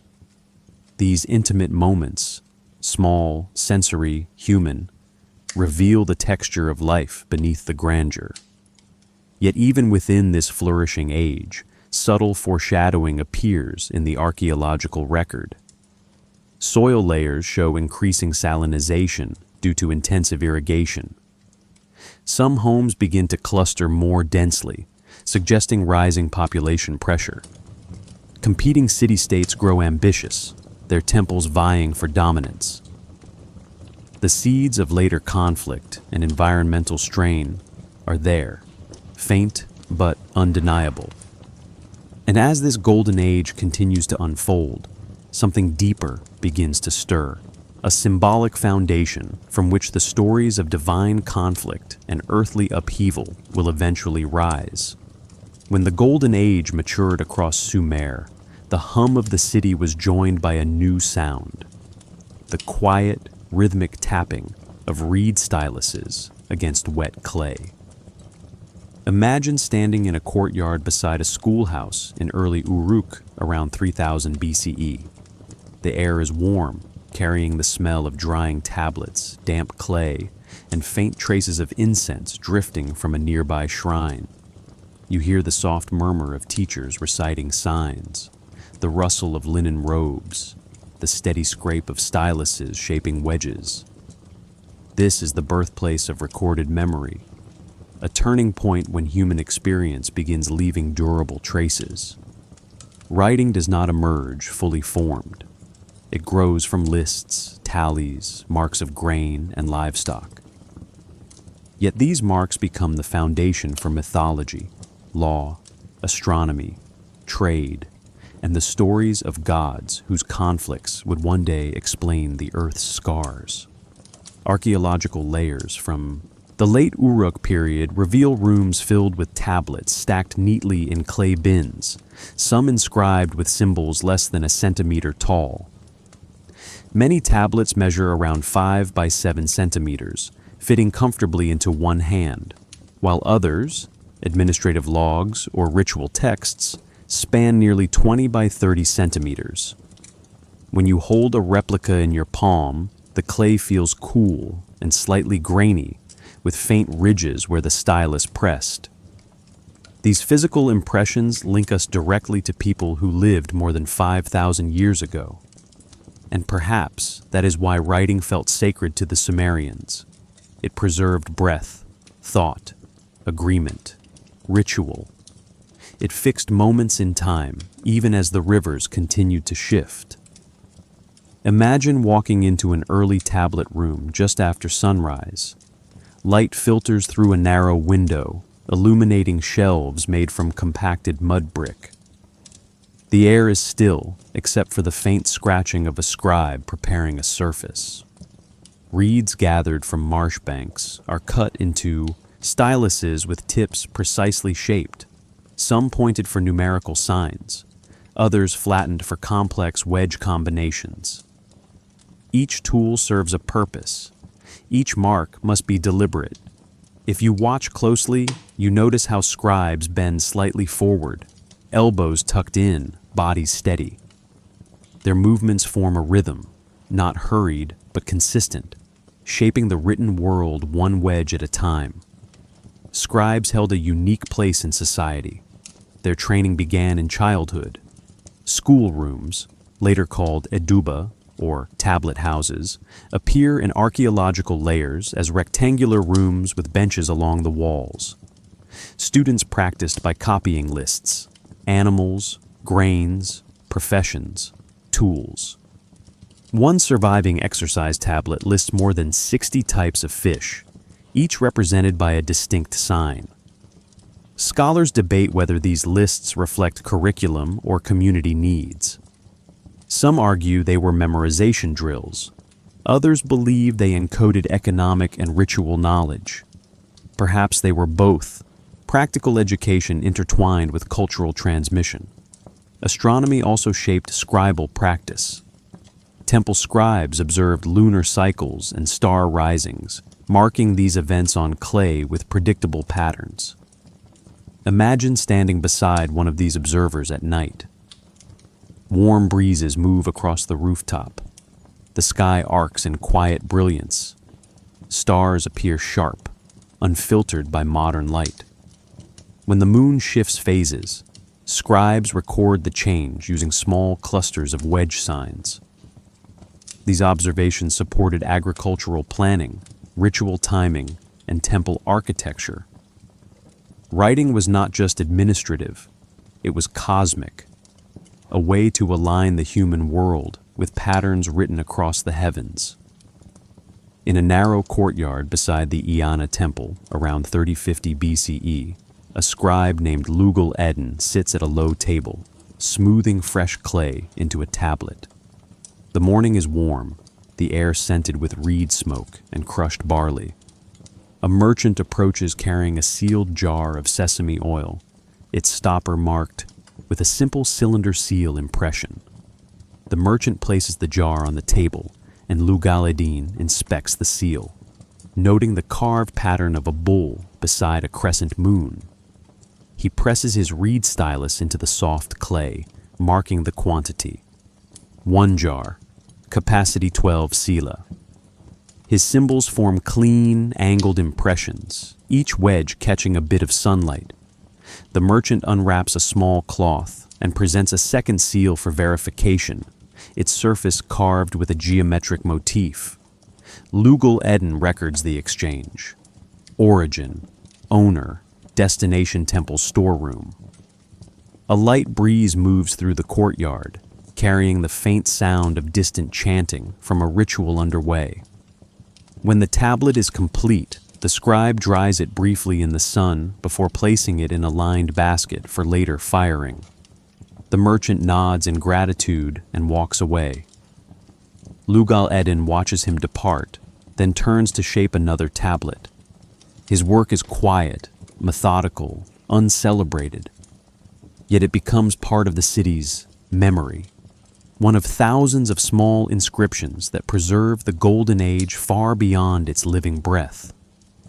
Through writing, Sumerians began experimenting with abstraction.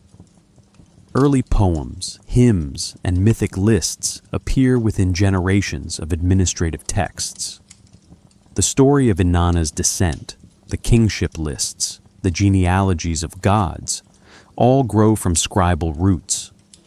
Scholars debate how quickly symbolic writing evolved into narrative form. Some believe the transition was rapid. Others argue it took centuries. What remains clear is that once narrative emerged, it accelerated cultural identity. Writing allowed stories to move across cities, across generations, and eventually across millennia. In the Golden Age, scribes became custodians of meaning. They stabilized memory in clay. They recorded rituals that aligned human life with cosmic time. They documented offerings meant to maintain harmony between people and the divine. And maybe this role, mediating between earth and heaven, explains why scribes often appear in myths as favored servants of the gods. Through all this achievement, subtle signs of strain also appear. Texts begin documenting boundary conflicts, irrigation disputes, temple rivalries. Soil samples show rising salinity from overuse. The precision of administration, while powerful, hints at growing complexity, the kind that can fracture under stress. And beneath these records lies an even deeper mystery. The earliest hints of the stories that will later describe a world damaged by divine conflict, by forces shaped in myth, yet reflecting memories of real environmental upheaval. Long before later civilizations carved grand reliefs or built monuments of polished stone, the Sumerians filled their world with symbols, quiet, deliberate marks woven into pottery, temple walls, cylinder seals, and ritual artifacts. Imagine standing inside a dim storeroom beneath the Iana precinct, the air cool and dense with stillness, small clay objects, arranged on shelves that have not shifted in thousands of years.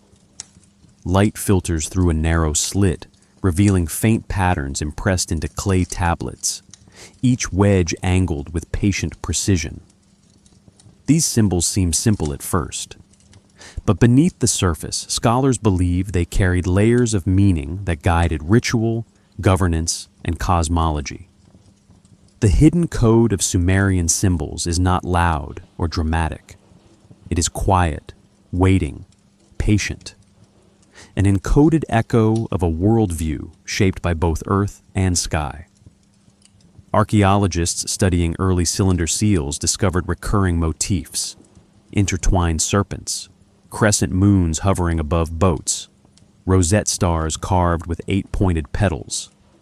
The rosette, often measuring 1 to 2 centimeters in diameter on seals, appears across administrative and sacred objects alike.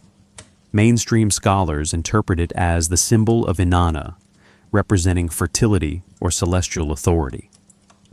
But alternative researchers note that the rosette often appears alongside measurements linked to lunar cycles, suggesting an astronomical layer hidden beneath divine expression.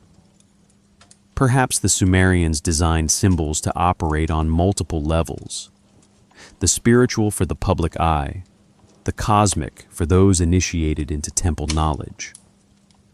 When you run your fingers along reconstructed temple mosaics from Uruk, you feel the tiny protrusions of cone decorations, each only a few centimeters long, arranged in geometric patterns.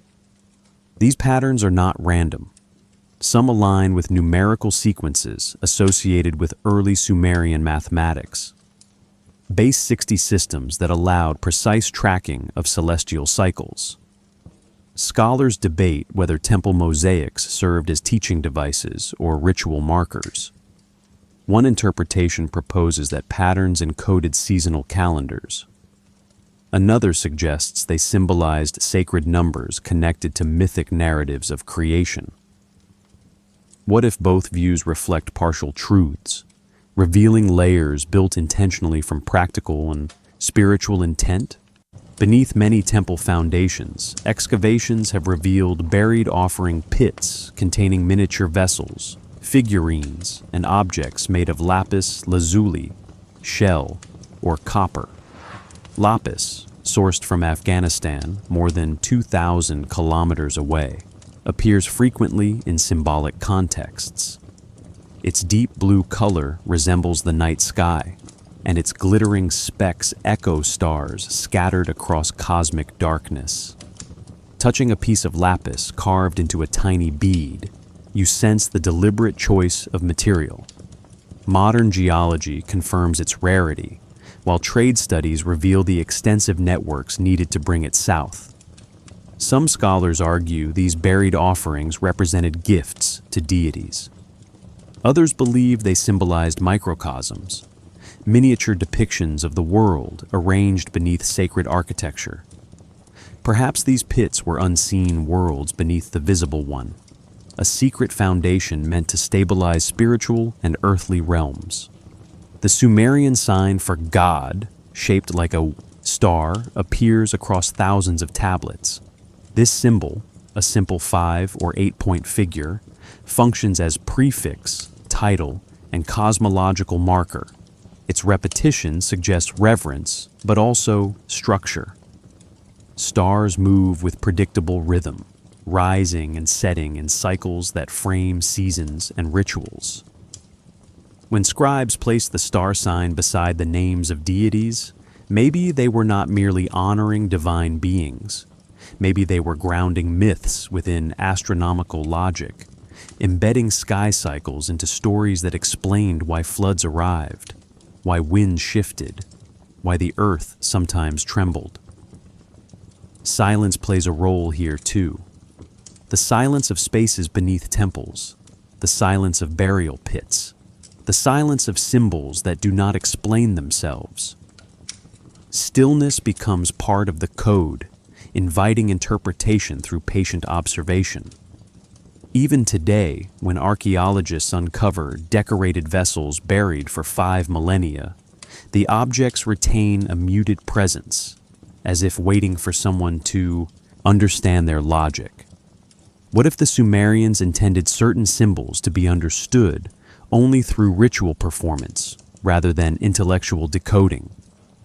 Modern research recognizes this possibility, that meaning lived in action, chanting, offering, procession. Cylinder seals offer another layer of mystery. Their carved scenes, often no more than 4 centimeters tall, unfold like small epics, gods handing tools to humans, winged beings overseeing construction, animals arranged in impossible symmetry. Mainstream scholars interpret these as mythological or administrative imagery, but some alternative researchers point to repeated arrangements of figures that appear to mirror star patterns observed in the night sky. For example, scenes featuring a bull and crescent moon align eerily with positions of Taurus and the early lunar calendar. It's possible the artists carved narrative and astronomy into a single, elegant form. One hidden dimension becomes especially intriguing when we examine numerical patterns in temple architecture.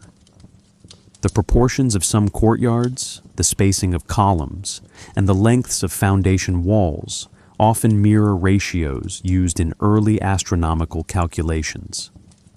Scholars debate whether these ratios reflect practical measurement systems or symbolic representation. What if they were both, encoding cosmic harmony into the very layout of sacred space? Modern measurements of excavated platforms reveal consistent dimensions: 60 meters, 120 meters, or segments divisible by 6 and 12, mirroring base 60 mathematics. Beneath visible structure lies unseen pattern. Still, many mysteries remain. Some fragments of inscriptions reference keys of heaven, foundations of worlds, or gates beneath the earth, phrases that resist definitive interpretation. They hint at symbolic landscapes layered atop the physical one. Maybe these expressions referred to ritual spaces, or perhaps they described conceptual gateways, transitions between earthly time and cosmic time. Archaeology provides clues, but silence surrounds the darkest corners of meaning. When night settled across the Sumerian plains, the world did not fall into darkness. It transformed. The sky above became a ceiling of shifting lights, each star moving with quiet precision across a landscape that stretched beyond human grasp. Imagine standing atop a temple platform in Uruk around 3000 BCE, warm wind brushing against your skin, the city below glowing faintly with oil lamps. Above you, constellations drift slowly, patient and steady. The silence feels profound, a kind of cosmic stillness that invites awareness. It is here, beneath this star-filled expanse, that the hidden astronomy of Sumer finds its meaning, not only in observation, but in architecture, ritual, and myth itself. Archaeological studies reveal that many Sumerian temples were subtly aligned with celestial movements. Some face the rising point of the midsummer sun, their doorways positioned within a narrow angle of 2 to 3 degrees. Others follow lunar orientations, marking the extremes of the moon's monthly cycle. When you walk through the entrance of an excavated sanctuary at Eridu or Uruk, you feel the deliberate direction of space, long, straight corridors guiding your body toward a light source shaped by the sky. Perhaps these alignments were not mere architectural choices. Perhaps they served as ways of anchoring ritual within the rhythms of heaven. The ziggurat, rising in layered terraces, functioned as an earthly axis, a bridge between human life and celestial time. Each terrace measured with astonishing precision, some steps less than 18 centimeters in height, some platforms extending exactly 30 meters across. Scholars debate whether ziggurats served as astronomical observatories. Some argue for practical use. Others believe the elevated points were symbolic. Yet when you stand upon a reconstructed model, gazing at the horizon, the line of sight naturally follows celestial pathways. What if the builders designed these terraces to teach the sky, to show worshippers how the heavens moved through ritual, repetition, and structured ascent? Sumerian myths echo this cosmic architecture. Anu, the sky god, occupies the highest realm, while Enlil governs the air between earth and heaven, and Enki rules the deep beneath the ground. These three realms mirror the vertical division of ziggurats.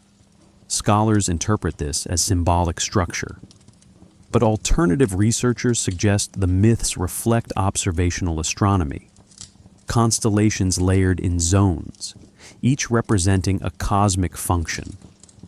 Perhaps the stories developed alongside architectural practice, each reinforcing the other.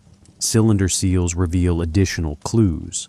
Some depict star clusters above temples, carved with 7-pointed symbols or multi-ringed circles. Mainstream scholars identify these as abstract motifs, but others point out that certain seals show star patterns consistent with the Pleiades and the belt of Orion.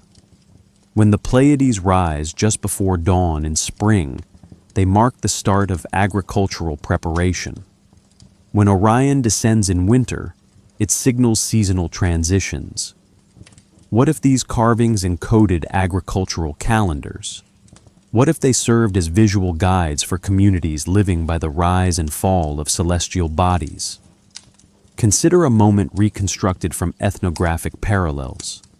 A priest standing atop a temple tower at night, holding a polished copper mirror, its surface reflecting faint starlight. The mirror measures roughly 12 centimeters in diameter, smooth enough to catch the glow of Venus, Inanna's star. Copper mirrors found in graves suggest that Sumerians understood reflective observation. Scholars debate whether these objects were symbolic or functional. It's possible they were both, tools for tracking bright planets and also sacred artifacts representing divine presence. Under the sky's vast silence, the priest watches the movement of Venus across the horizon, marking timing for rituals dedicated to Inanna. The stillness surrounding this ritual becomes part of its power, shaping cosmic order through human awareness. Astronomical alignments also appear in temple courtyards.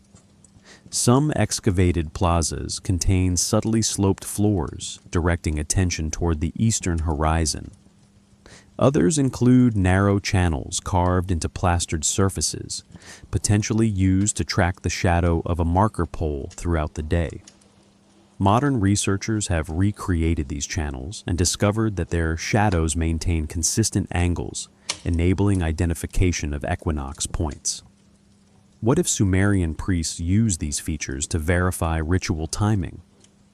What if each festival aligned not only with mythic cycles, but with the visible behavior of the sun? Still, not all interpretations agree. Some scholars caution against over-astronomizing temple layouts. They argue that orientation choices arose from practical concerns: wind, direction, available space, water channels. But the recurring precision in alignments, the consistency across distant city-states, and the integration of celestial imagery in ritual objects hint at deeper intentionality. Perhaps the truth lives between these perspectives. Temples may have served practical and symbolic functions simultaneously, harmonizing the needs of earth and sky. What if the real purpose of Sumerian astronomy lay not in prediction, but in connection? Imagine communities gathering on rooftops during specific star risings, the night air warm, the city quiet except for distant murmurs. People look upward not to explain the unknown, but to locate themselves within it. The stars become companions, constants in a world of shifting rivers and unpredictable floods. Their patient presence shapes ritual, informs architecture, guides daily decisions. Modern science has confirmed that the star patterns the Sumerians observed remain largely unchanged. The Pleiades still shimmer, with 7 bright points. Orion still rises along familiar arcs. The moon still moves through its predictable phases. The same sky that guided Sumerian priests now stretches above us, unhurried and intact. In this continuity, we sense a quiet link, a bridge of stillness connecting past and present. Yet many questions remain unresolved. How much astronomical knowledge did Sumerians encode intentionally? How much emerged through intuition rather than calculation? And how many insights were lost during centuries of desert winds and shifting water channels? Beneath the documented facts lies a deep reservoir of silence, a reminder that some cosmic teachings remain beyond reconstruction. When you stand before the ruins of a Sumerian temple today, The visible elements draw your attention first. Walls of sun-baked brick, remnants of stairways, traces of altars and courtyards. But the true genius of these structures lies beneath what the eye can see. Imagine kneeling at the base of a fallen platform brick, brushing away warm dust while wind carries a muted hush across the plain. Beneath that single brick is another layer, and beneath that another, forming a hidden architecture of intention and engineering. The unseen world below the temple reveals how Sumerians mastered water, weight, vibration, and temperature in ways that still puzzle modern researchers. Their sacred spaces function not just as places of ritual, but as systems, quiet, stable, resilient, and far more advanced than simple mud brick architecture suggests. Archaeological excavations at Uruk, Eridu, Lagash, and Nippur consistently reveal substructures of astonishing sophistication.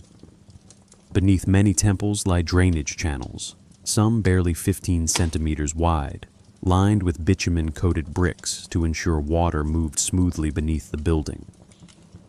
Scholars agree these channels carried away rainwater. But alternative researchers propose that some networks also stabilized foundations by dispersing groundwater pressure. What if these channels serve dual purposes? Practical engineering above, hidden protection below. When you walk through reconstructed sections of these drains, air grows cooler, the scent of damp earth rising gently. Their silence carries a kind of patience, as though the earth remembers every flood that once pressed against temple walls. Even more intriguing are the foundation deposits discovered beneath key structures. These include copper plates, stone vessels, miniature tools, and figurines made of lapis or carnelian. Each item was placed deliberately in pits, often measuring 40 to 60 centimeters deep. Mainstream scholars view these as ritual offerings. Others suggest they also functioned as markers, encoding construction phases or ownership records. And some propose these artifacts formed symbolic anchors, stabilizing the spiritual energy of a site. Perhaps all interpretations hold fragments of truth. Beneath the visible temple lay invisible layers, emotional, ritual, functional, working in harmony to ground the sacred space. Temperature control formed another hidden dimension. Thick mud brick walls, often 50 to 80 centimeters wide, created insulated interiors. In some temples, plaster coatings made from gypsum or lime reflect sunlight, helping maintain interior temperatures near 20 degrees, even during scorching summers that reached well above 40 degrees. When you step inside a partially reconstructed sanctuary, the coolness wraps around you gently, muffling outside sounds. This quiet climate stability wasn't accidental. Builders understood heat flow intuitively, shaping spaces where sound softened, airflow settled, and ritual activities unfolded in calm environments. What if this mastery of thermal engineering contributed to myths describing temples as places between worlds, where earthly discomfort faded and divine presence felt nearer? Some of the most mysterious features lie beneath temple floors. At several sites, archaeologists found narrow subfloor chambers measuring roughly 1 by 2 meters, accessible only through removable bricks. Their purpose remains debated. Mainstream theories list storage, burial of sacred objects, or construction stabilization. But alternative interpretations suggest these chambers may have amplified certain acoustic frequencies. Experiments in recreated spaces reveal low, resonant tones when specific pitches interact with chamber dimensions. Imagine priests chanting within a sanctuary, their voices subtly deepened by vibrations traveling through hidden cavities. What if Sumerians engineered sound as part of ritual experience, shaping sacred encounters through architecture itself? Bitumen, a natural asphalt, appears repeatedly in layers beneath walls and floors. It sealed joints, waterproofed foundations, and even lined some ceremonial basins. Its presence signifies advanced knowledge of materials. Bitumen hardens when cooled, softens when warmed, and resists water. Handling it requires skill, patience, and timing. Modern chemical analysis shows Sumerians heated bitumen to 150, 180 degrees C, mixed it with sand or crushed stone, then poured it into place before it cooled. The result was a durable sealant supporting entire temple complexes. Beneath the quiet floors worshippers walked upon lay this unseen engineering, a hidden landscape of deliberate choices. One of the most fascinating examples is the White Temple of Uruk, built atop the Anu ziggurat. Excavations reveal layers of crushed limestone forming a platform nearly 15 meters high. Beneath that platform lie compacted clay layers arranged with remarkable uniformity, some less than 5 centimeters thick. Scholars debate whether this layering was meant to distribute weight or prevent cracking. What if it did both, engineering stability in a region prone to shifting soils? As you stand at the temple's base today, the wind moves softly across the elevated ground, carrying a subtle quiet. The earth below feels firm, intentional. Even Sumerian doorways contain hidden design. Lintels were often reinforced with bundled reeds or wooden beams, distributing weight across broader spans. Many entryways measure around 1.2 to 1.5 meters wide, enabling processions while ensuring structural integrity. Beneath the threshold stones, archaeologists sometimes find tiny clay cones or symbolic objects, perhaps marking passages between sacred and ordinary worlds. These liminal spaces, neither inside nor outside, held meaning deeper than function. Modern science has illuminated much of this engineering, but mystery lingers. How did Sumerians understand soil behavior so precisely? How did they calibrate drainage slopes with such consistency? And what inspired them to integrate ritual deposits into infrastructure? Beneath the rational explanations lies a quieter truth. Their engineering was not separate from their spirituality. It emerged from a worldview in which earth and sky, water and brick, silence and ceremony were bound together. What remains unsolved is why these techniques developed so early and with such maturity. Archaeology provides data, but the story behind the skill, the mindset, the intuition, the unseen knowledge, remains partly veiled. Stillness surrounds these questions, reminding us that ancient engineering was not merely technical, it was philosophical. It expressed how people understood their world. When we reach this stage of the story, the turning point where myth intersects with environmental memory, the questions become larger than any single excavation or artifact.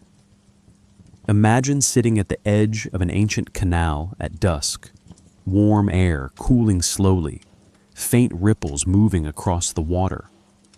The horizon glows with the last light of the day, and above you, the first stars begin to appear. In this quiet moment, the mysteries surrounding the so-called Anunnaki war begin to feel less like distant tales and more like reflections of something deeper, something we sense but cannot fully reconstruct.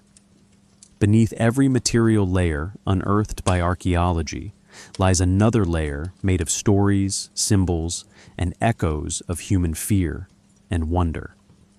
Some scholars believe the narratives describing Earth damaged by divine conflict were symbolic accounts of natural disasters, great floods, sudden droughts, violent storms that reshaped the land. They point to sediment layers across southern Iraq, showing thick deposits of silt from a major flood event around 2900 BCE. The evidence suggests a localized catastrophe, not a global one. Yet in Sumerian memory, this flood becomes cosmic, framed as an argument between gods, a moment when heaven's order faltered. Maybe this transformation from geological event to divine drama helped communities make sense of forces beyond their control. The earth trembles, the rivers rise, fields vanish beneath water, and humans describe these as the consequences of celestial conflict. Others suggest the damage referenced in texts reflects environmental degradation caused by early irrigation. Soil salinization steadily increased through repeated flooding of fields. Crops failed, canals silted up, temples recorded offerings requesting divine intervention against barren fields. These conditions might have felt like a curse descending slowly, season by season. Perhaps the stories of divine war symbolized the slow unraveling of ecological balance, a conflict not between gods, but between land and human ambition. We may never know exactly how ancient farmers interpreted the shifting soil beneath their feet. A few researchers imagine something even more metaphoric.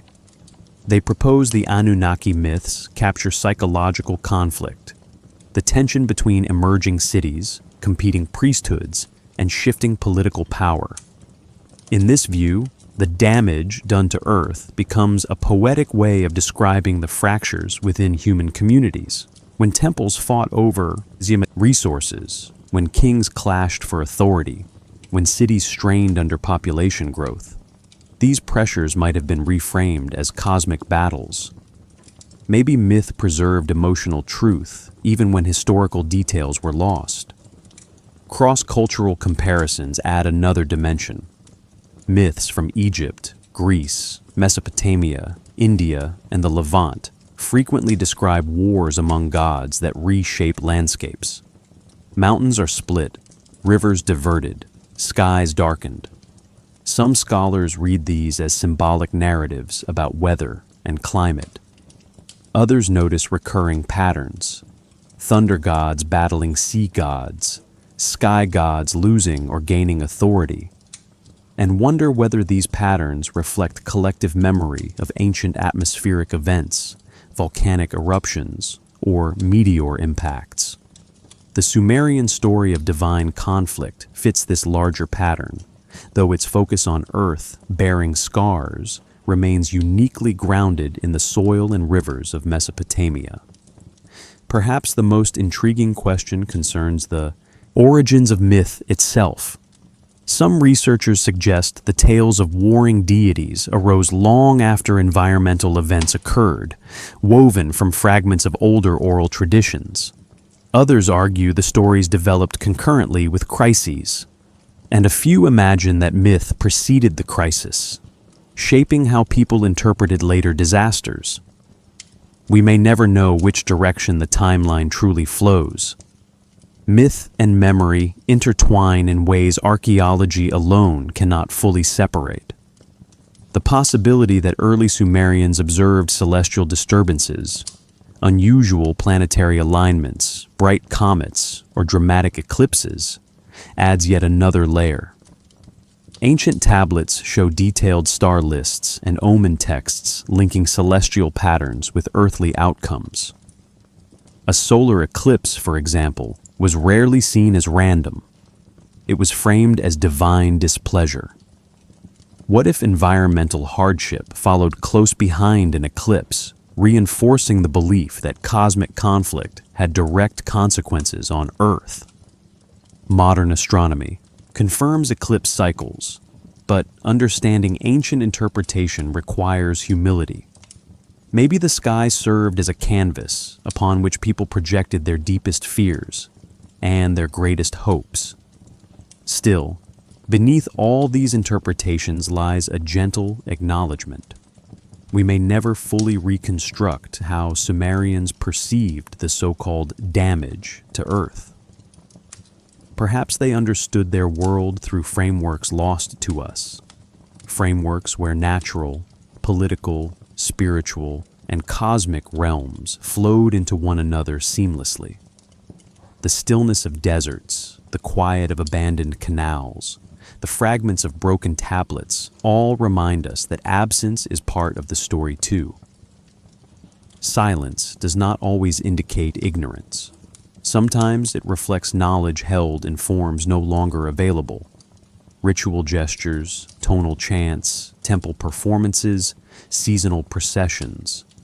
These leave traces only indirectly. What if the true power of these myths lies not in their literal accuracy, but in their ability to express emotional truth?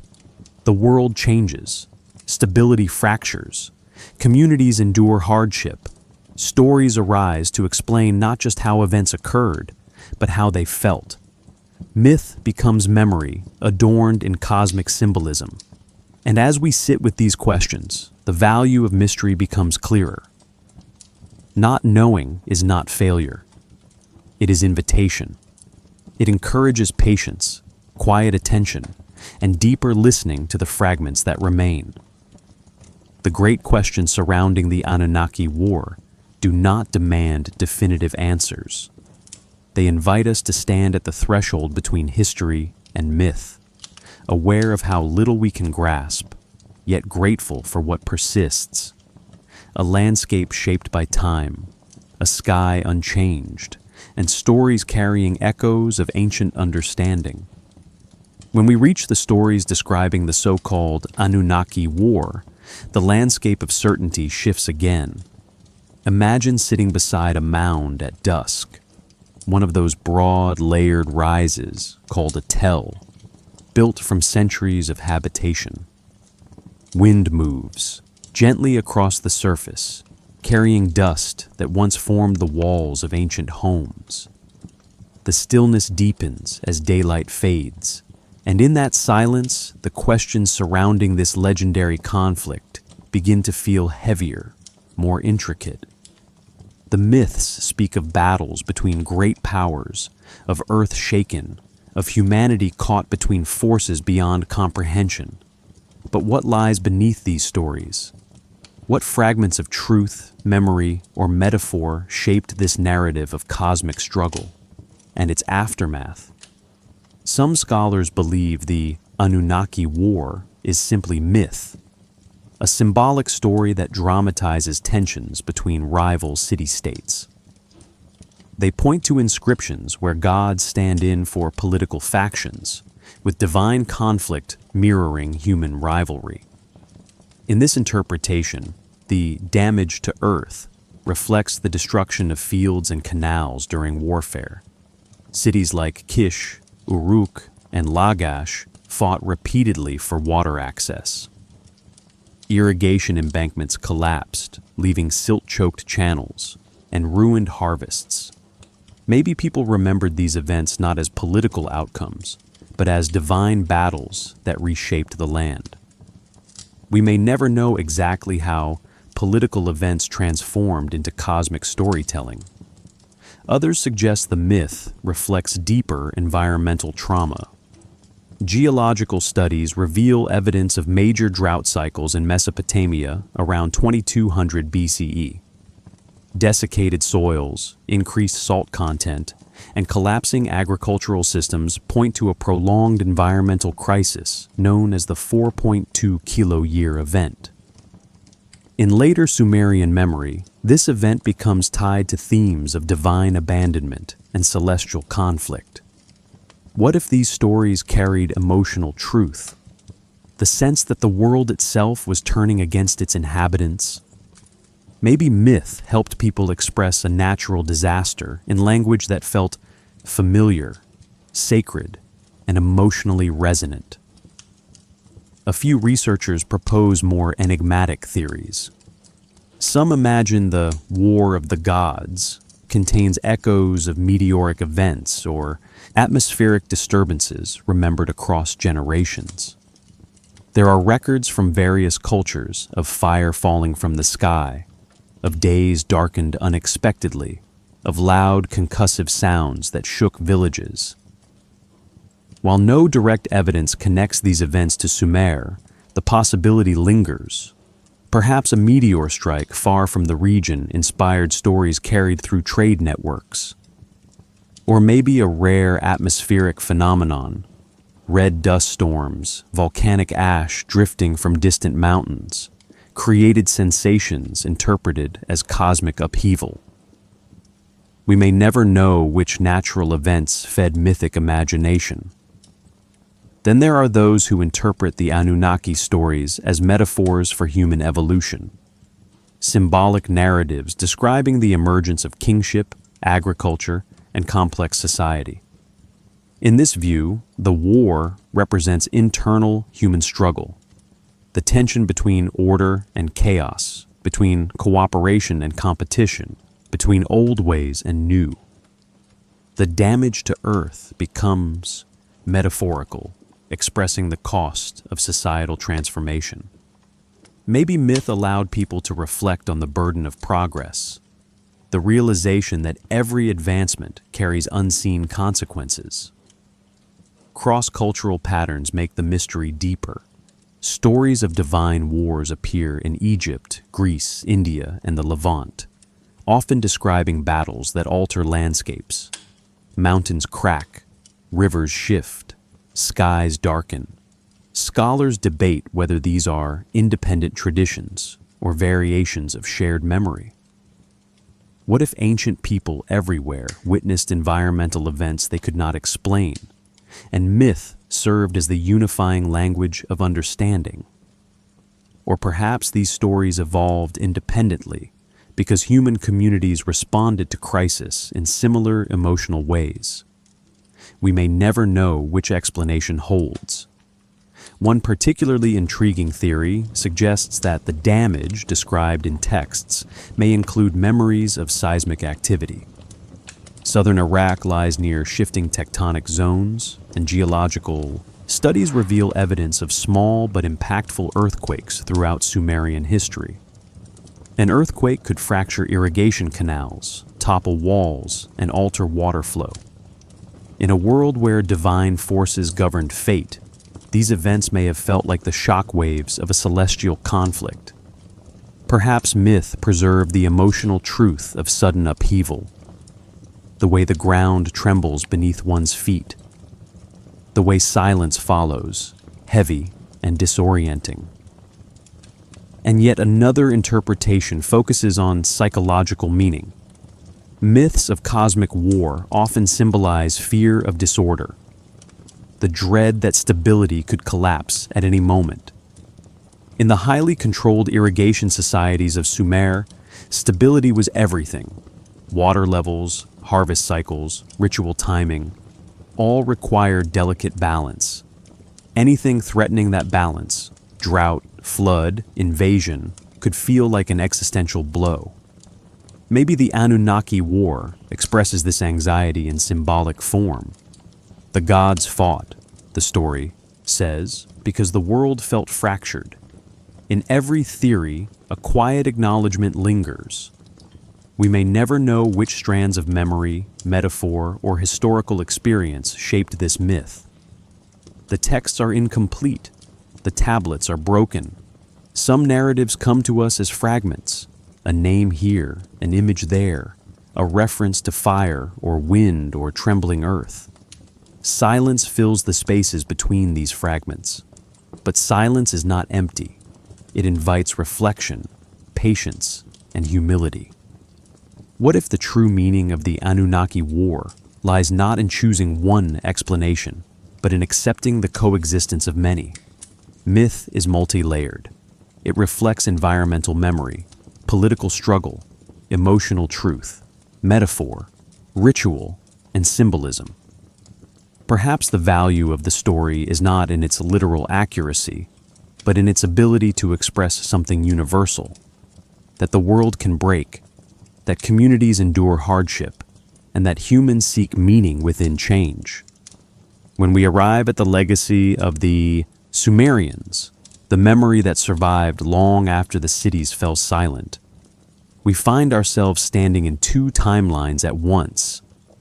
Imagine walking across the ruins of Uruk at dawn. The air is still cool, carrying the scent of dust and distant marshes. Light spread slowly across broken walls and scattered bricks, revealing textures shaped 5,000 years ago by hands that no longer exist.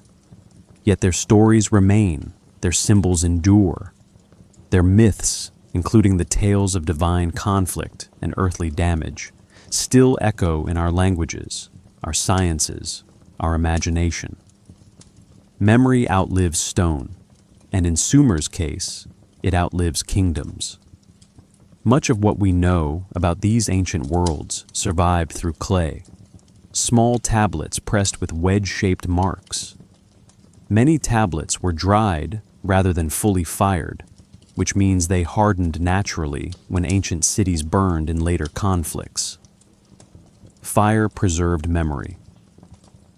When archaeologists first uncovered these fragments in the mid-1800s, the world had forgotten Sumer entirely. Even the name Sumer was lost. But as scholars began reading the symbols piece by piece, familiar patterns emerged. Lists of kings, descriptions of floods, hymns to sky gods, stories of wars that reshaped the earth. The rediscovery was slow, patient, deliberate.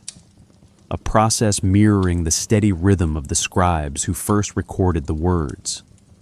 Even now, new tablets continue to surface from private collections, long-buried storerooms, and excavations. Some tablets contain grain accounts, others record rituals tied to lunar cycles, and a few include myths, fractured, incomplete, yet powerful, referencing battles among divine beings and disruptions to the natural world.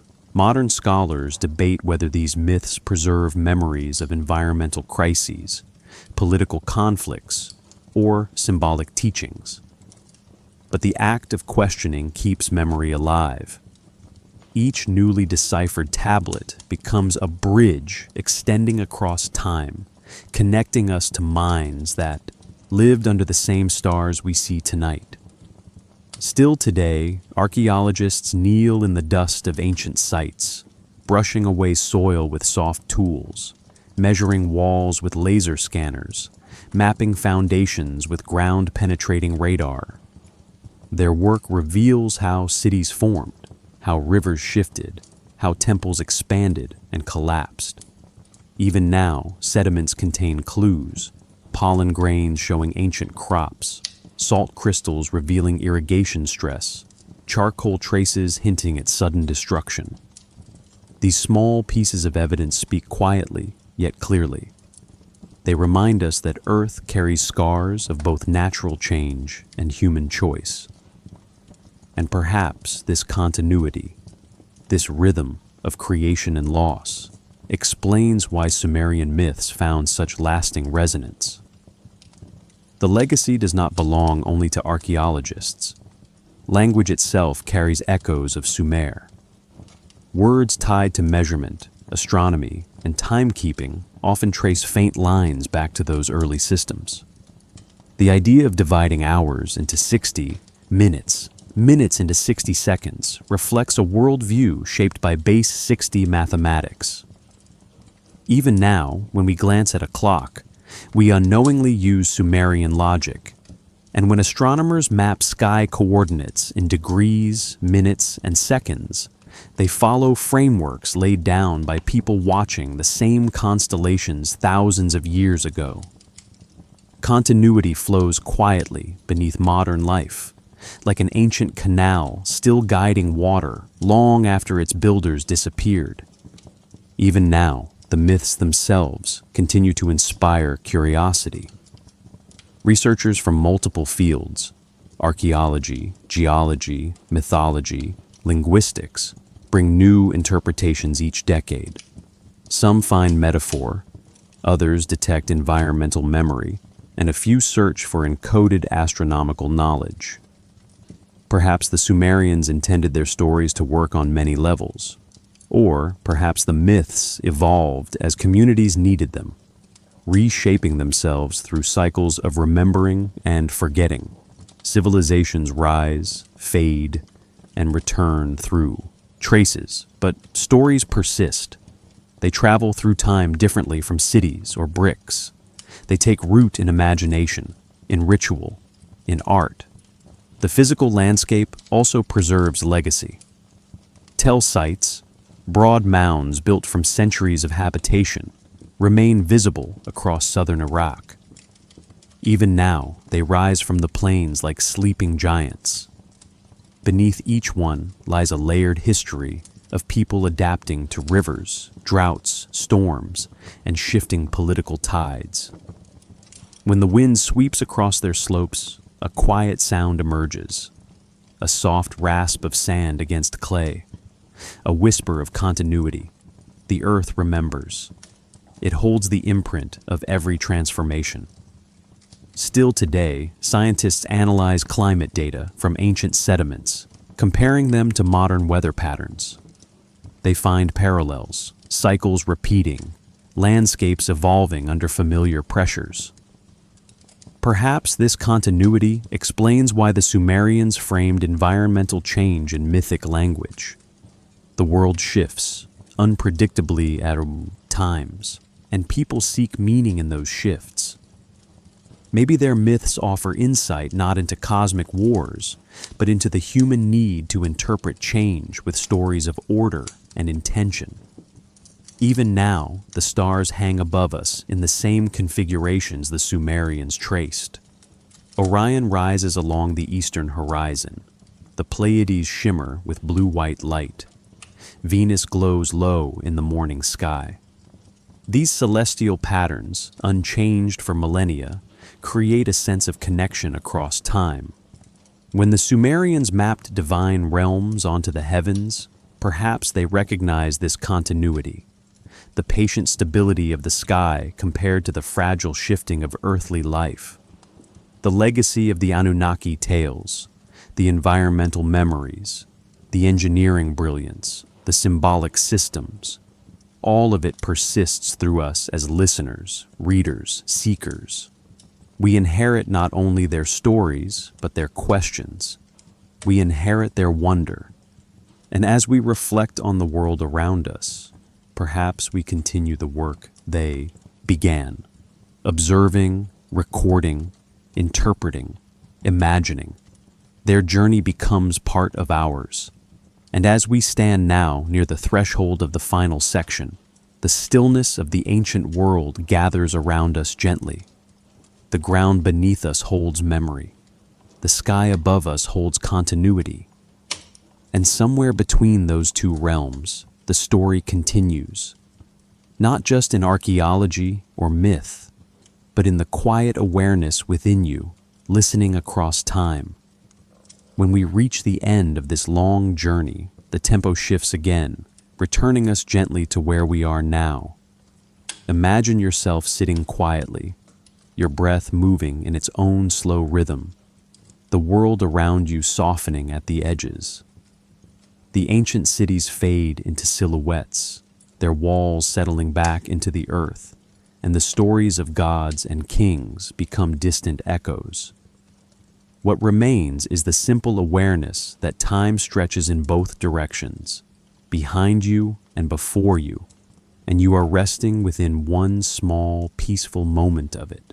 The stillness of the present wraps around you like a warm dusk, unhurried, patient, familiar. If you close your eyes for a moment, you might picture the ruins we've traveled through tonight. Not as bustling cities, not as grand temples, but as quiet shapes against an endless sky. Their bricks have crumbled, yet the outline still holds something recognizable. The memory of hands shaping clay, the echo of hymns rising from courtyards, the slow turning of the stars overhead. These elements endure. Even now, the same constellations rise above the plains where Sumer once stood. Even now, Orion marks the seasons, and the Pleiades shimmer before dawn, just as they did for the scribes who looked upward in wonder. The sky keeps its rhythm, indifferent to the passing of kingdoms, yet somehow connected to every memory they left behind. Some mysteries remain unresolved. and perhaps that is how they were meant to live. Not as puzzles demanding solutions, but as companions, walking beside us quietly. The stories of damage, of divine conflict, of trembling earth and shifting rivers. They linger without insisting upon certainty. Maybe they were never meant to be literal. Maybe they reflect something deeper. The human need to understand change, to find balance within the unpredictable, to weave meaning into the movements of nature. Accepting that we may never fully reconstruct these ancient truths brings a kind of peace. The unknowable becomes part of the landscape, a gentle presence rather than an obstacle. As you return more fully to your own world, you might notice how the rhythm of tonight's story mirrors the rhythm of time itself. Expansion and contraction, rise and fall, remembering and forgetting. Civilizations emerge, flourish, and fade, yet the earth continues its quiet turning. The wind that once carried incense across temple courtyards still moves across the open plains. The same stars observed by Sumerian astronomers still wheel overhead with unbroken patience. And the human heart, seeking connection and meaning, continues its old, familiar work. Take a slow breath now, letting your body settle into the comfort of the present. The ancient world grows softer, dissolving into the calm around you.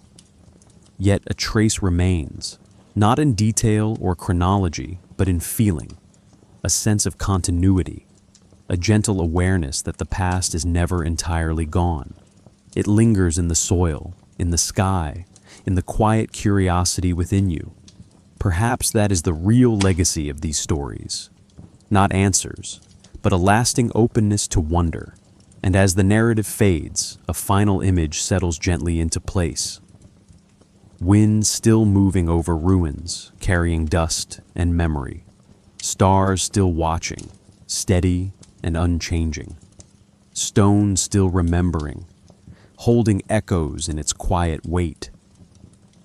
And the night continues.